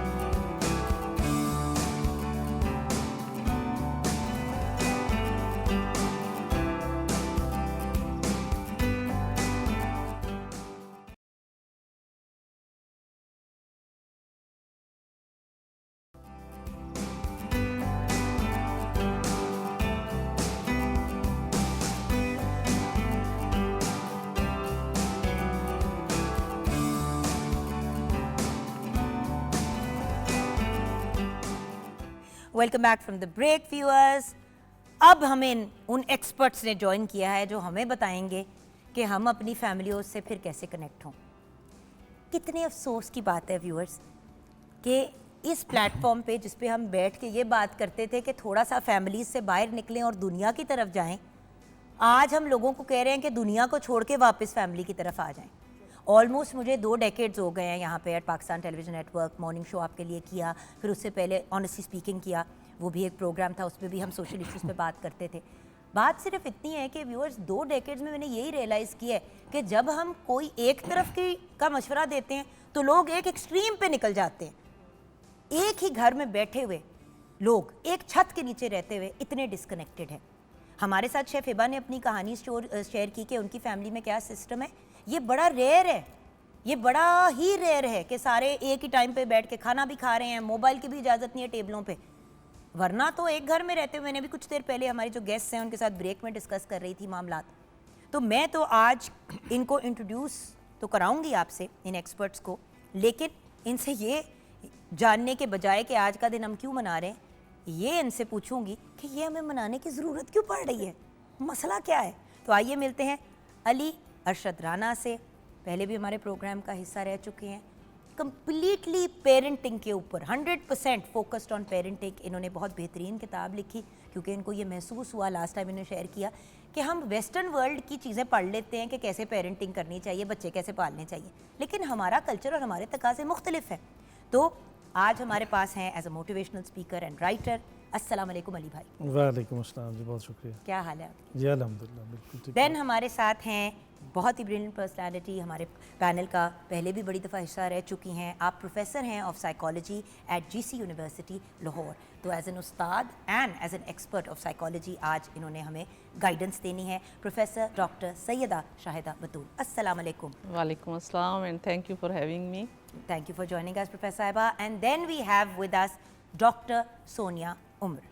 आपका बहुत ज़्यादा जो है वो ताल्लुक़ सोशियोलॉजी से है और आप एक सोशल साइंटिस्ट हैं। तो हमारे साथ डॉक्टर सोनिया उमर है। अस्सलाम वालेकुम। वालेकुम अस्सलाम जी। कैसी हैं आप डॉक्टर साहिबा? बहुत शुक्रिया जी, और बहुत शुक्रिया यहाँ पे दावत देने के लिए। तो शुरू करते हैं, क्योंकि सारी गर्ल्स हैं तो हम चलें आज मैन फर्स्ट से चलते हैं, वरना हम यूजुअली लेडीज़ फर्स्ट ही करते हैं। तो अली भाई आपसे आगाज़ करते हैं गुफ्तगू का। ये बताइए कि अहमियत, क्योंकि मेरे पास सवाल ये लिखे हुए हैं, आज कल के दौर में फैमिली बॉन्डिंग क्यों कमज़ोर, ये सारी चीज़ें नहीं मैं जानना चाहती। मैं ये जानना चाहती हूँ कि पाकिस्तान जैसे मुल्क में, साउथ एशिया में रहते हुए हमें इंटरनेशनल डे ऑफ फैमिलीज मनाना क्यों पड़ रहा है? जी आप बताएं हमें। बिस्मिल्लाहिर्रहमानिर्रहीम। बहुत शुक्रिया जुगन। सबसे पहले तो पाकिस्तान टेलीविज़न की सारी टीम, आप और आपके प्रोड्यूसर मुबारकबाद के मुस्तक हैं कि आज के PR की रेटिंग के चक्कर के दौर में भी आप इतनी मुस्बत और मयारी प्रोग्राम के लिए वक्त निकाल रही हैं और मेहमानों को दावत दे रही हैं। अब आते हैं आपके सवाल की तरफ। एक हमें बुनियादी चीज़ समझने की ज़रूरत है, फैमिली बॉन्डिंग क्यों ज़रूरी है। सबसे पहले जब हम इस कॉन्सेप्ट को समझ लेंगे तो फिर इसकी तरफ जो टूल्स हैं, जो तरीके हैं, उनको इस तरफ कैसे लाया जा सकता है वो आसान हो जाएगा। देखिए, फैमिली बच्चे की पहली दर्शगाह, तरबियतगाह और पनाहगाह है, जज्बाती पनाहगाह। बच्चे ने दुनिया को अपने घर के माहौल की नज़र से देखना है, वो उसकी एक छोटी सी दुनिया है। अगर वहाँ पे खलूस है, मोहब्बत है, बुर्दबारी है, बाहमी एहतराम है, तो दुनिया को वो इसी नज़र से देखेगा और इन्हीं वैल्यूज़ को प्रमोट करेगा। सही। लेकिन अगर घर में इसके मुतज़ाद रवैये हैं तो वो भी उन्हीं रवैयों पे चलेगा। अब जहाँ तक इस सवाल का ताल्लुक़ है कि हमें मनाने की ज़रूरत क्यों पड़ गई, देखिए दुनिया आज जिस फास्ट ट्रैक पे चल पड़ी है, वालिदैन जो हैं वो माशी दबाव का शिकार हैं, बच्चे सोशल मीडिया की तरफ ज़्यादा मतवज्जो हैं। जैसे आप गुफ्तगू कर रही थी ना कि एक ही घर में रह के हम दुनिया से ज़्यादा कनेक्ट हो गए हैं through phone, through social media, लेकिन आपस में हम डिस्कनेक्ट हो गए हैं। तो इस डिस्कनेक्ट को जब तक हम कनेक्ट नहीं करेंगे, हमारे आने वाला माशरा, हमारी आने वाली नस्लें वो तरक्की, वो फलाह, वो मोहब्बत, बुर्दबारी और तहम्मुल के रास्ते पे नहीं चल सकेंगी। बिल्कुल सही, अभी देखिए, बिल्कुल सही। और भैया अभी इस पे हम मज़ीद कॉन्वर्सेशन करेंगे, क्योंकि देखें इशू तो हम डिस्कस कर लेंगे, लेकिन वही वाला फिर प्रोग्राम हो जाएगा जो हर दूसरे चैनल पे चल रहा है कि बस मसले को डिस्कस करो और एक दूसरे पे चीखे मारो और हाइपर हो जाओ, एंड में कोई हल नहीं निकलता।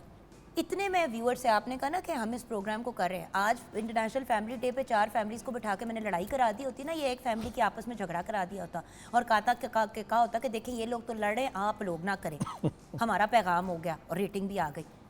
भाई all be very honest viewers, जहन्नुम में जाए ऐसी रेटिंग जिससे आप अपने माशरे को ख़राब कर रहे हैं और माशरे की मेंटालिटी ख़राब कर रहे हैं। सो हमने इस तरफ नहीं जाना, हमें अपने आप को, जैसे कि आपने कहा ना, हर बंदे ने अपने आप को फिक्स करना है। सो मैडम आप क्या कहेंगे? जी, सबसे पहले तो आपने पूछा कि हमें क्यों ज़रूरत पड़ी है ये मनाने की, फैमिली डे। देखिए, हम part of the whole universe, global village में हम रह रहे हैं। जो मसाइल पूरी दुनिया के मोर और लेस वो सोशल मसाइल हमारे भी उनसे मिलते जुलते भी हैं। बहुत से हमारे डिफरेंट हैं, लेकिन ये कि बहुत से मसाइल हमारे मिलते जुलते हैं। जिससे सोशल मीडिया की आप बात करें ना, ये एक बहुत बड़ा मसला है जो पूरी दुनिया से ज़्यादा, शायद हमारे मुल्क में सबसे ज़्यादा है।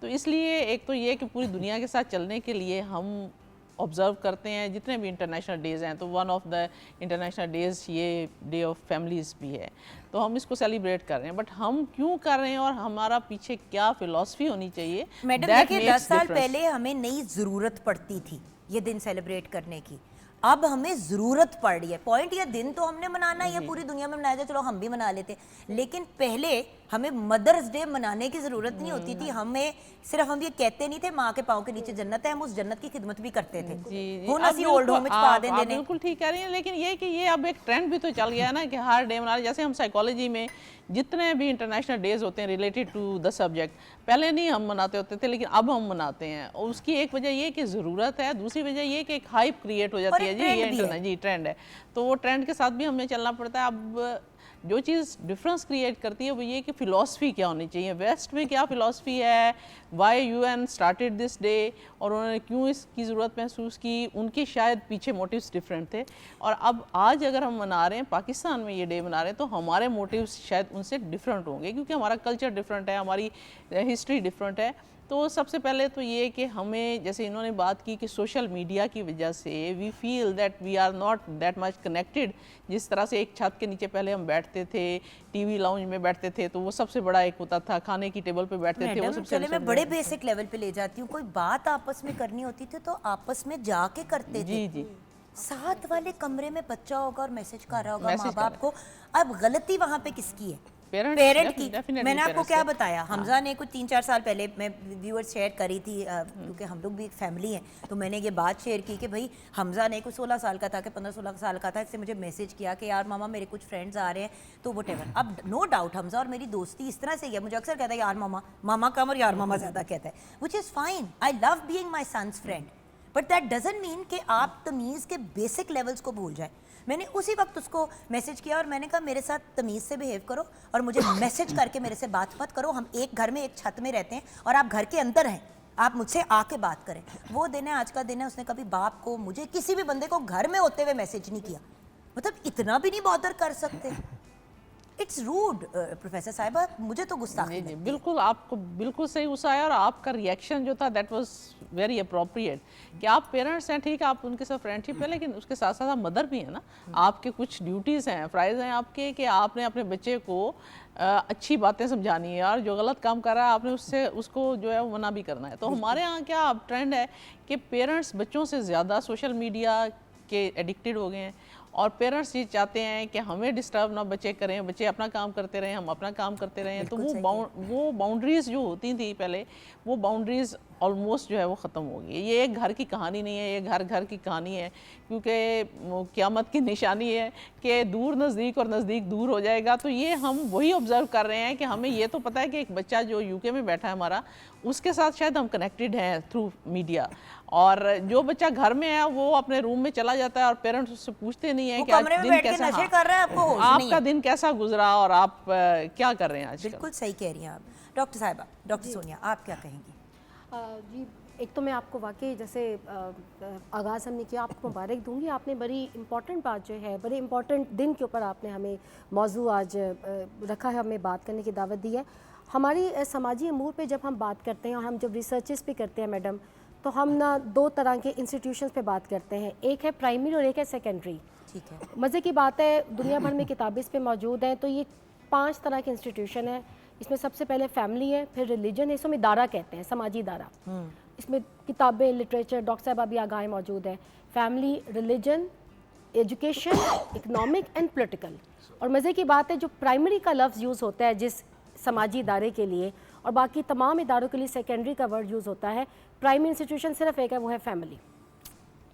तो और फैमिली का लिए एक जुमला मेरे जहन में आ रहा था, मैं कहीं रज़ाने जब हम पढ़ते हैं, बात करते हैं, family is an important thing but no family is everything. वो कोई सबसे ज़रूरी है, अज़ल से अबर तक आपका पहला राब्ता और आपका आखिरी राब्ता एक इंसान का उसी के साथ होना है। डॉक्टर साहबा, आपने नहीं फील किया कि पहले जब हम छोटे होते तो हर चीज़ की हर फोकस फैमिली पे होता था, वो भी टू मच होता था जी, क्योंकि सांस लेने का मौका नहीं मिलता था, दोस्तियाँ नहीं होती थी, वो रिलेशंस नहीं क्रिएट होते थे। अब क्या हो रहा है कि अब आपके सबके साथ बहुत अच्छे रिलेशंस हैं, बट आपको ये नहीं पता कि आपके हमसाए में कौन रह रहा है, वो भी आपके फैमिली मेंबर होते थे। पहले शादियां होती थी डॉक्टर सोनिया, तो आप देखें कि मैं यही बता रही थी प्रोग्राम के आगाज में कि पूरा खानदान नहीं बल्कि हमसाए भी मिलके हम भांडे ले आएंगे, हम रजाइयां कर देंगे और मिलजुल के सारे जो है बच्चियों को भी आते थे। वो बच्ची पूरे मोहल्ले की बेटी होती थी, वो सिर्फ उस घर की नहीं होती थी। अब तो घर वाले जो हैं, अगर बाप जिम्मा उठा रहा है तो माँ, अगर सेपरेशन या डिवोर्स हुई है तो बाप जिम्मा उठा रहा है तो माँ नहीं दे रही, माँ नहीं, माँ कर रही है तो बाप नहीं कर रहा। अब तो हम इस लेवल पे पहुंच गए कि बच्चों को हम टॉर्चर करें अपनी प्रॉब्लम्स की वजह से। जी, मैं आपसे एग्री करती हूँ। हमारी उसकी वजह ये कि हम इंफरादियत की तरफ बहुत चले गए हैं, इंडिविजुअलिटी, यानी हमने हर शख्स ने यहाँ पे शायद माँ बाप से लेकर बच्चे ने एक अपनी एक आइडेंटिटी बनानी है, कलेक्टिव आइडेंटिटी नहीं बनानी, हम उससे हट गए हैं। और जितनी हम रिसर्चेस समाजी अमूर पे करते हैं डॉक्टर मैडम, जो दुनिया भर में छपती भी हैं, आप एक सोशल ऐसा समाजी मसला बताइए जिसमें फैमिली का रोल ना हो। अगर हम गुर्बत की बात करेंगे, अगर हम कोई रिसर्च करते हैं तो उसमें फैमिली का मजबूत ना होना और बच्चे पे तवज्जो ना देना रीज़न बनेगी। जेवेनाइल डेलिक्वेंसी, कम उम्र की मिसाल के तौर पे जो बच्चे जुर्म करते हैं।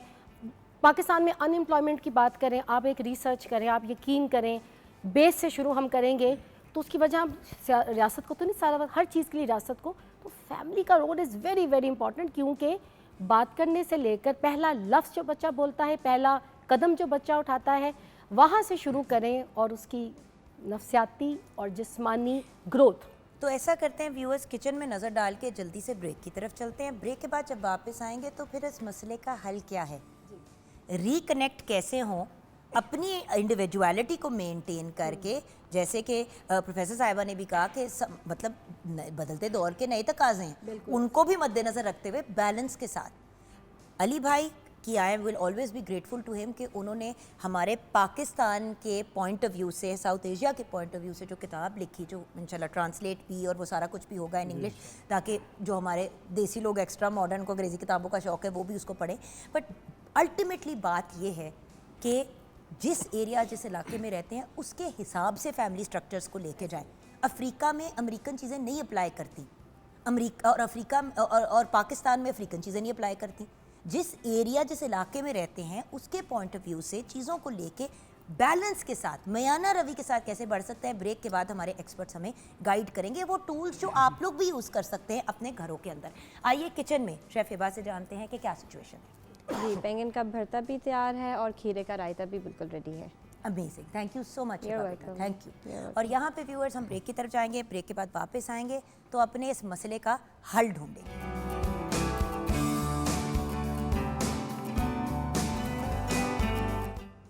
Welcome back from the break viewers, our brilliant experts are here with अस।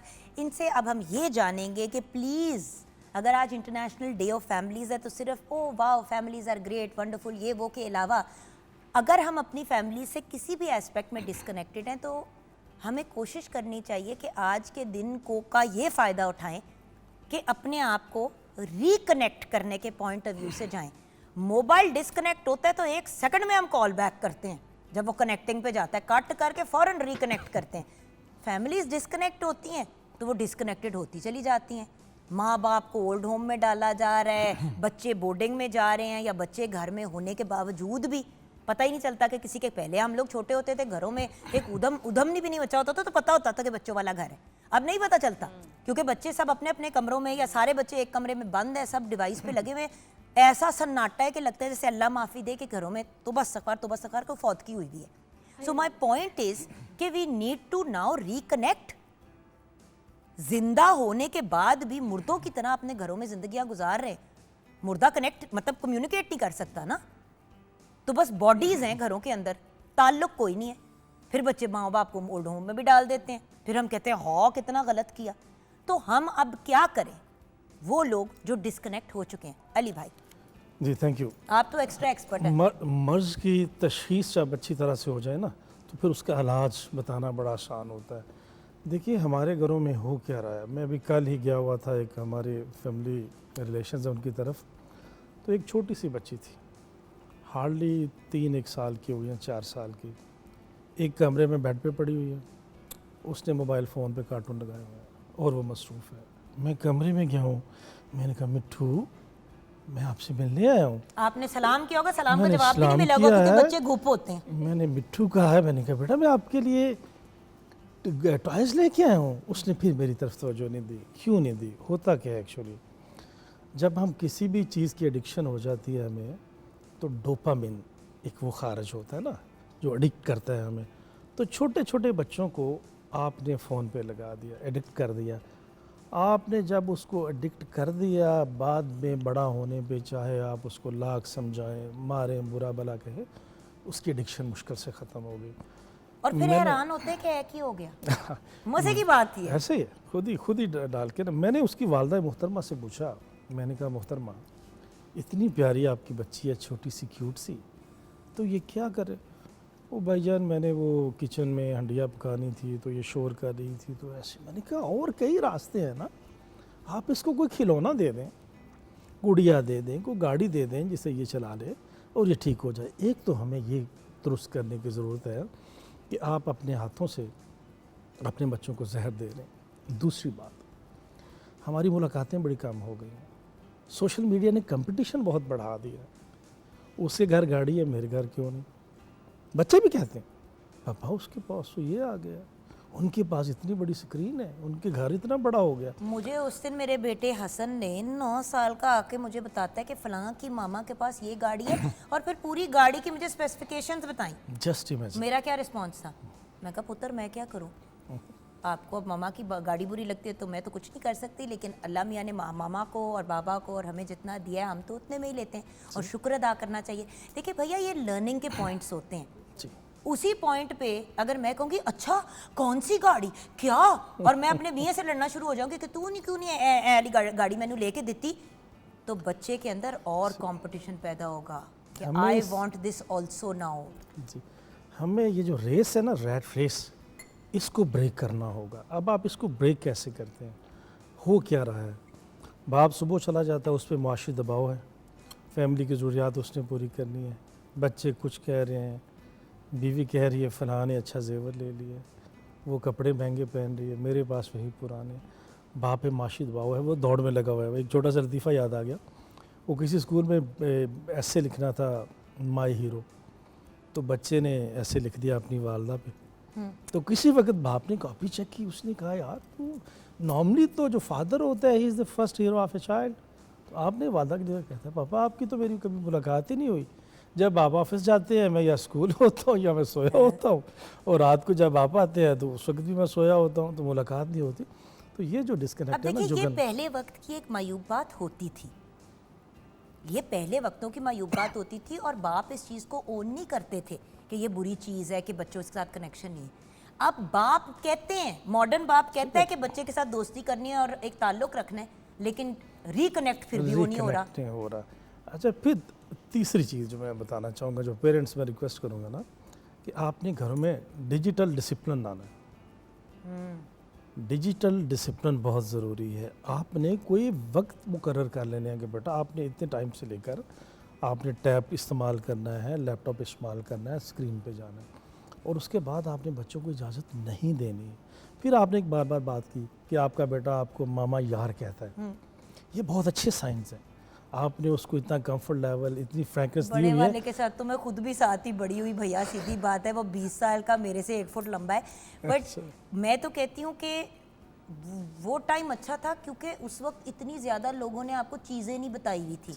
दूसरे तीसरे बेचारे बच्चे तक तो आपको इतना लोगों ने इन्फॉर्मेशन ओवरलोड दे दिया होता है कि आपको समझ ही नहीं आती। आप एक एडमिनिस्ट्रेटर बच्चे की ज़िंदगी में बन जाते हैं, आपका ताल्लुक नहीं रहता बच्चे के साथ।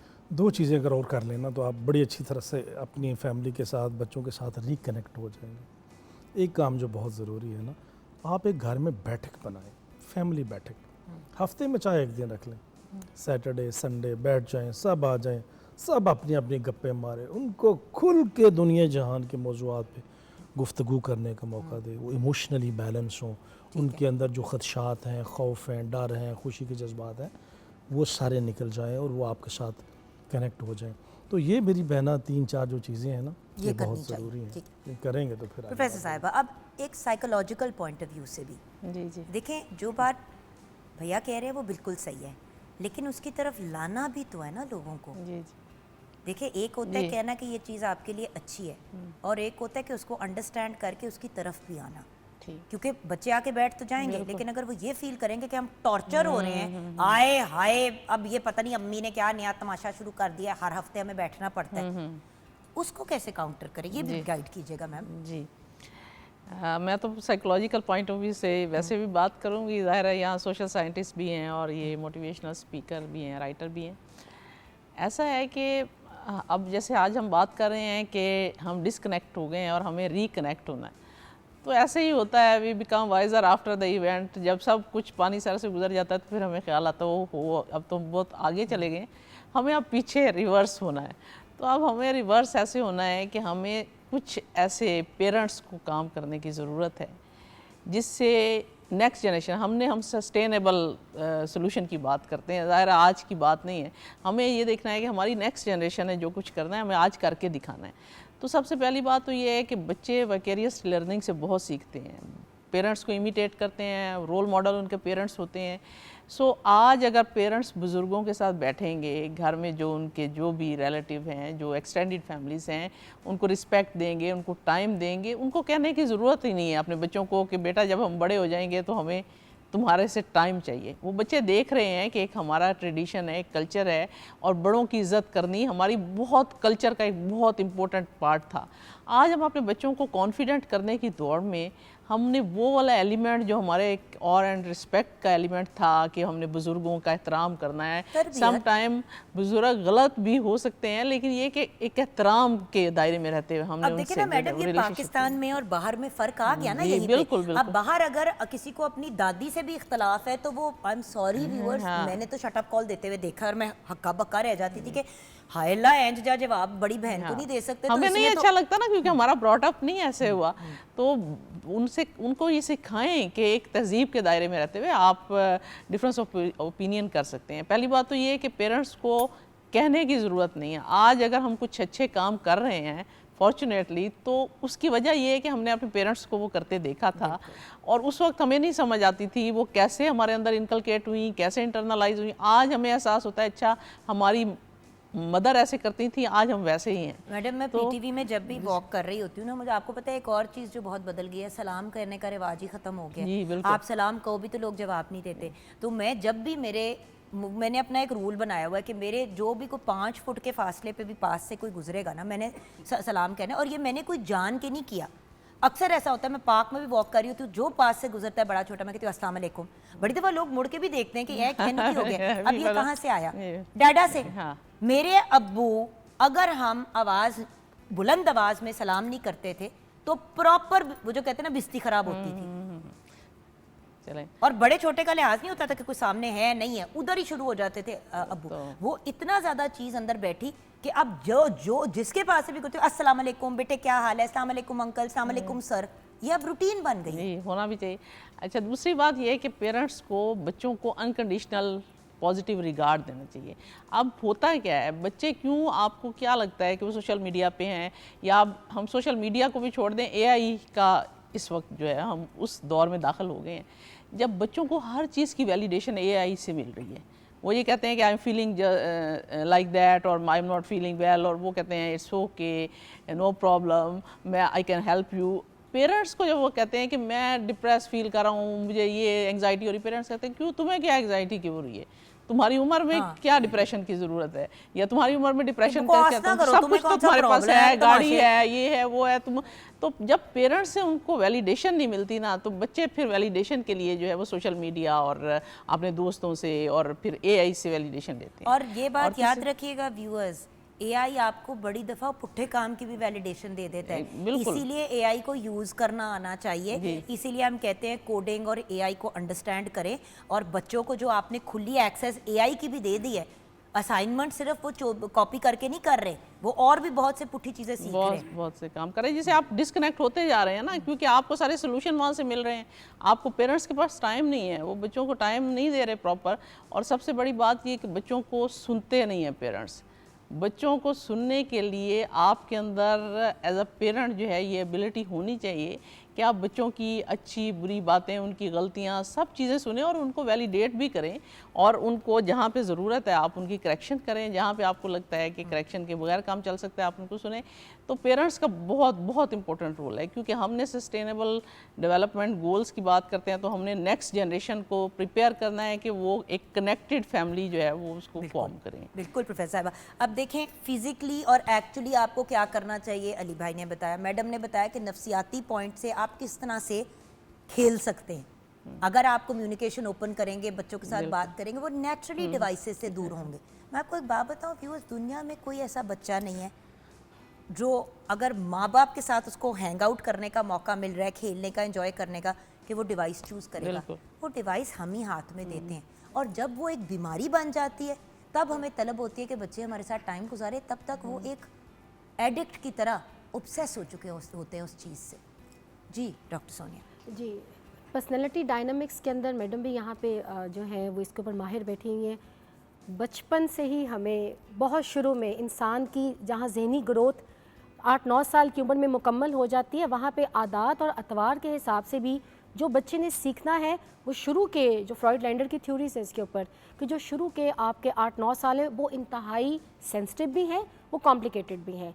18 साल का बच्चा हम यूनिवर्सिटी में पढ़ाते हैं तो बाज़ा हम कहते हैं हमारे पास एक तनावर दरख्त आ गया है, उसकी छोटे होते नशोनुमा घरों में हो चुकी हुई है। अब हम उस दरख्त को पानी दे के, सूरज की रोशनी दे के मजबूत तो कर सकते हैं, लेकिन वो कितना बड़ा हुआ है वो पीछे से फैमिली रोल प्ले कर चुकी हुई है। तो यहाँ मैं ये कहना चाह रही हूँ कि बहुत छोटी उम्र में ही मेरे ख्याल में, जो अब पेरेंट्स आपके प्रोग्राम के तवज्जुह से सुन रहे हैं, 3, 4, 5 साल की उम्र से जब बच्चा बोलना सीखता है, थ्योरीज तो ये भी कहती है कि माँ के पेट में बच्चा एक मुकम्मल इंसान है, जो वेस्टर्न थ्योरीज ये बात कहती है। तो उसी उम्र से हमें अच्छे बुरे के तमीज़, मिसाल के तौर पर मैं अक्सर अपने आप बताऊं, अगर माँ चौथे माह में जाके अपने बच्चे से कोक में ही बात करना शुरू कर दे तो वो भी एक बड़ी खूबसूरत कनेक्शन बन जाती है। क्योंकि देखिए, जो चीज़ें नफ्सियात फॉर एग्जांपल, अदरवाइज आपको लाइफ में और साइंस भी आपको सिखा रही है, उनकी अच्छी चीज़ें तो हम यूज़ कर सकते हैं। वेस्ट ने क्या किया डॉक्टर सोनिया, उन्होंने ईस्ट की सारी अच्छी चीज़ें अडॉप्ट कर ली और हमने वेस्ट की सारी गलत चीज़ें अडॉप्ट कर ली। अब हमने पल्ला पलटना है। वो अच्छा कर रहे हैं, वो बहुत अच्छा कर रहे हैं, वेरी गुड। हम भी अपनी अच्छी चीज़ों को रीअडॉप्ट करें। यही वजह है कि हम न्यूक्लियर फैमिली और जॉइंट फैमिली की डिबेट में भी रहते हैं। आज आप बच्चों के ऊपर बात कर रहे हैं, उनकी तरबियत, उनका डिस्कनेक्ट हमारे से होना। मैं काफ़ी हद तक जॉइंट फैमिली की फेवर में बात करती हूँ। हमने अपने बचपन इस माशरे के अंदर, आप फिक्र ना करें, हम भी इसके बड़े हक में हैं। बिल्कुल, एक्चुअली इंटरेस्टिंगली ना। तो अब आप देखिए, इस पे रिसर्च भी होती है, हम लिखते हैं भी इसके ऊपर, एडवांटेजेस ऑफ बोथ, ठीक है, दोनों हैं।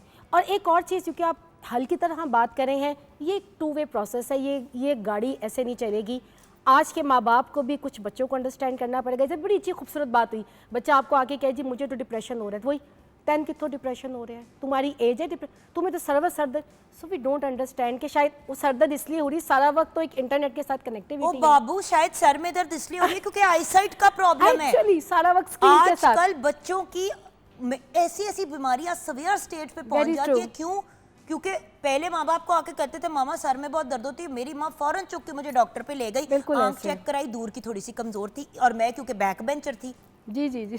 तो इस वजह से पीछे वैसे ही बैठी होती थी तो नजर नहीं आता था, तो फिर एनके लग गई मुझे 12 इयर्स की एज पे दूर की, और उस एज पे कंट्रोल भी हो गई और अल्लाह का शुक्र है कि अब इशू नहीं, जी हाँ। अब वो काफी हद तक कंट्रोल्ड है। लेकिन होता ये है कि we don't listen, absolutely yes, this is what I am saying. We talk at children, हम जी। उनसे बात नहीं करते, हम उनकी डायरेक्शन में बात करते हैं। आज के हाँ अथॉरिटी बात करते हैं कि हम बड़े, हमारे पास पावर है, अथॉरिटी है और हम आज बच्चों की को पेरेंटिंग आज से 20-25 साल पहले मैं अपने वालिद साहब के आगे खाने की ट्रे रखती थी, मुझे उनकी डांट आज भी याद है, तो वो कहते थे ट्रे यहाँ रख दो, पहले अपने नाखून काटो। ठीक है, एक रिजिडिटी मुझे आज के मैं बच्चे को कहूँगी तो वो बहुत ज़्यादा घबराएगा। जैसे नाखून लंबे होते हैं ना, तो आप 12-13 साल की उम्र में, तो ये भी मुझे तो लगता है कि ठीक है, एक डिसिप्लिन के पर्सपेक्टिव से और मुझे बुरी अभी नहीं भी लगती। नेल्स लंबे नहीं, नहीं अभी हैं। तो छोटे ये देखा हैं। ना मैंने क्या, अब देखिए जो बातें व्यूअर्स हम तो हंस के शेयर कर रहे हैं क्योंकि ये अच्छी अच्छी चीजें हैं जो पेरेंट्स हाँ, से और हमने आपस में सीखते थे, सीखी। बिल्कुल। हो क्या रहा है कि हम अपने बच्चों को इतनी नेगेटिव चीजें खुद सिखा रहे हैं। आपके ख्याल से डैडा आके मुझे ये कहते थे मैं तुम्हें लाइफ लेसन देने लगा हूँ, खड़ी होके सलाम नहीं, करो, नहीं, ऐसा नहीं। ये चीजें नेचुरली होती थी। Natural, जैसे उनको कहते थे हाथ दिखाओ पहले, सिर्फ वो इसलिए नहीं देखते थे कि नेल्स लंबे, वो ये भी देखते थे कि हाथ साफ सुथरे हैं। हाइजेनिक या खाना लेके आई है बच्ची तो क्या साफ सुथरे अंदाज में लाई है, बिल्कुल चाहे नहीं। बेटा लाए चाहे स्टाफ का बंदा लाए, तो वो एक रूल बन गया। हमारे क्या बच्चों के रूल्स हैं कि भाई जितना मर्जी आपने डिवाइस पे बैठते हैं बैठो, कोई आपसे सवाल करे, माँ बाप भी करें, औखे होके जवाब दे दो। फिर बच्चे क्यों नहीं ओल्ड होम में डालेंगे व्यूअर्स, बिल्कुल जिनसे उनका ताल्लुक ही नहीं है, उनको चुक के ओल्ड होम में ही डालना है ना। मैं ये नहीं कह रही कि बच्चे सही कर रहे हैं, उनको भी हुक्म है कि उफ तक नहीं करना माँ बाप को। लेकिन व्यूअर्स जैसे कि हम काम के मामले में मैं अक्सर कहती हूँ कि भाई अगर काम कर रहे हैं, तनख्वाह ले रहे हैं तो रोजी रोटी हलाल कर लें, तो माँ बाप होने वाला ताल्लुक भी तो बच्चों के साथ हलाल कर लेना, by actually being sincere focus parents. कि अगर कोई कहे कि माँ के पैरों तले जन्नत है और बाप उस जन्नत का दरवाजा है, तो हम पहले वो जन्नत बने तो अपनी औलाद के लिए, वेरी ट्रू। उसके बाद फिर हम ये कह सकते हैं। So ultimately international families day पे पेरेंट्स को एक बेहतर, जो मुझे गुफ्तगू से समझ आया, माँ बाप अगर अपना फैमिली स्ट्रक्चर और डायनामिक ठीक कर लेंगे तो फैमिली स्ट्रक्चर सीधा हो जाएगा। गाड़ी के सिर्फ दो पहिए नहीं है, they are the two leaders of the family. चाहे घर में नाना नानी दादा दादी भी हों, अब वो एक नेक्स्ट स्टेज पे ज़िंदगी के पहुंच गए हैं जहाँ पे हमने उनकी खिदमत करनी है, हम लोगों ने जिम्मेदारी लेनी है, जो मुझे आज की गुफ्तगू से बात समझ आई है। और जब हम अपने रवैये और अपने बिहेवियर को सीधा करेंगे, बच्चे भी उनको एम्यूलेट करेंगे, वो भी सीखेंगे, और बच्चों की तरफ अल्फाज बोलने के बजाय उनसे कम्युनिकेट करें, उनकी भी बात सुने, ताकि वो आपकी भी बात को बेहतर अंदाज में समझें और सुनें। अपना ख्याल रखिएगा, हम सबको दुआ में याद रखिएगा। खुदा हाफिज़।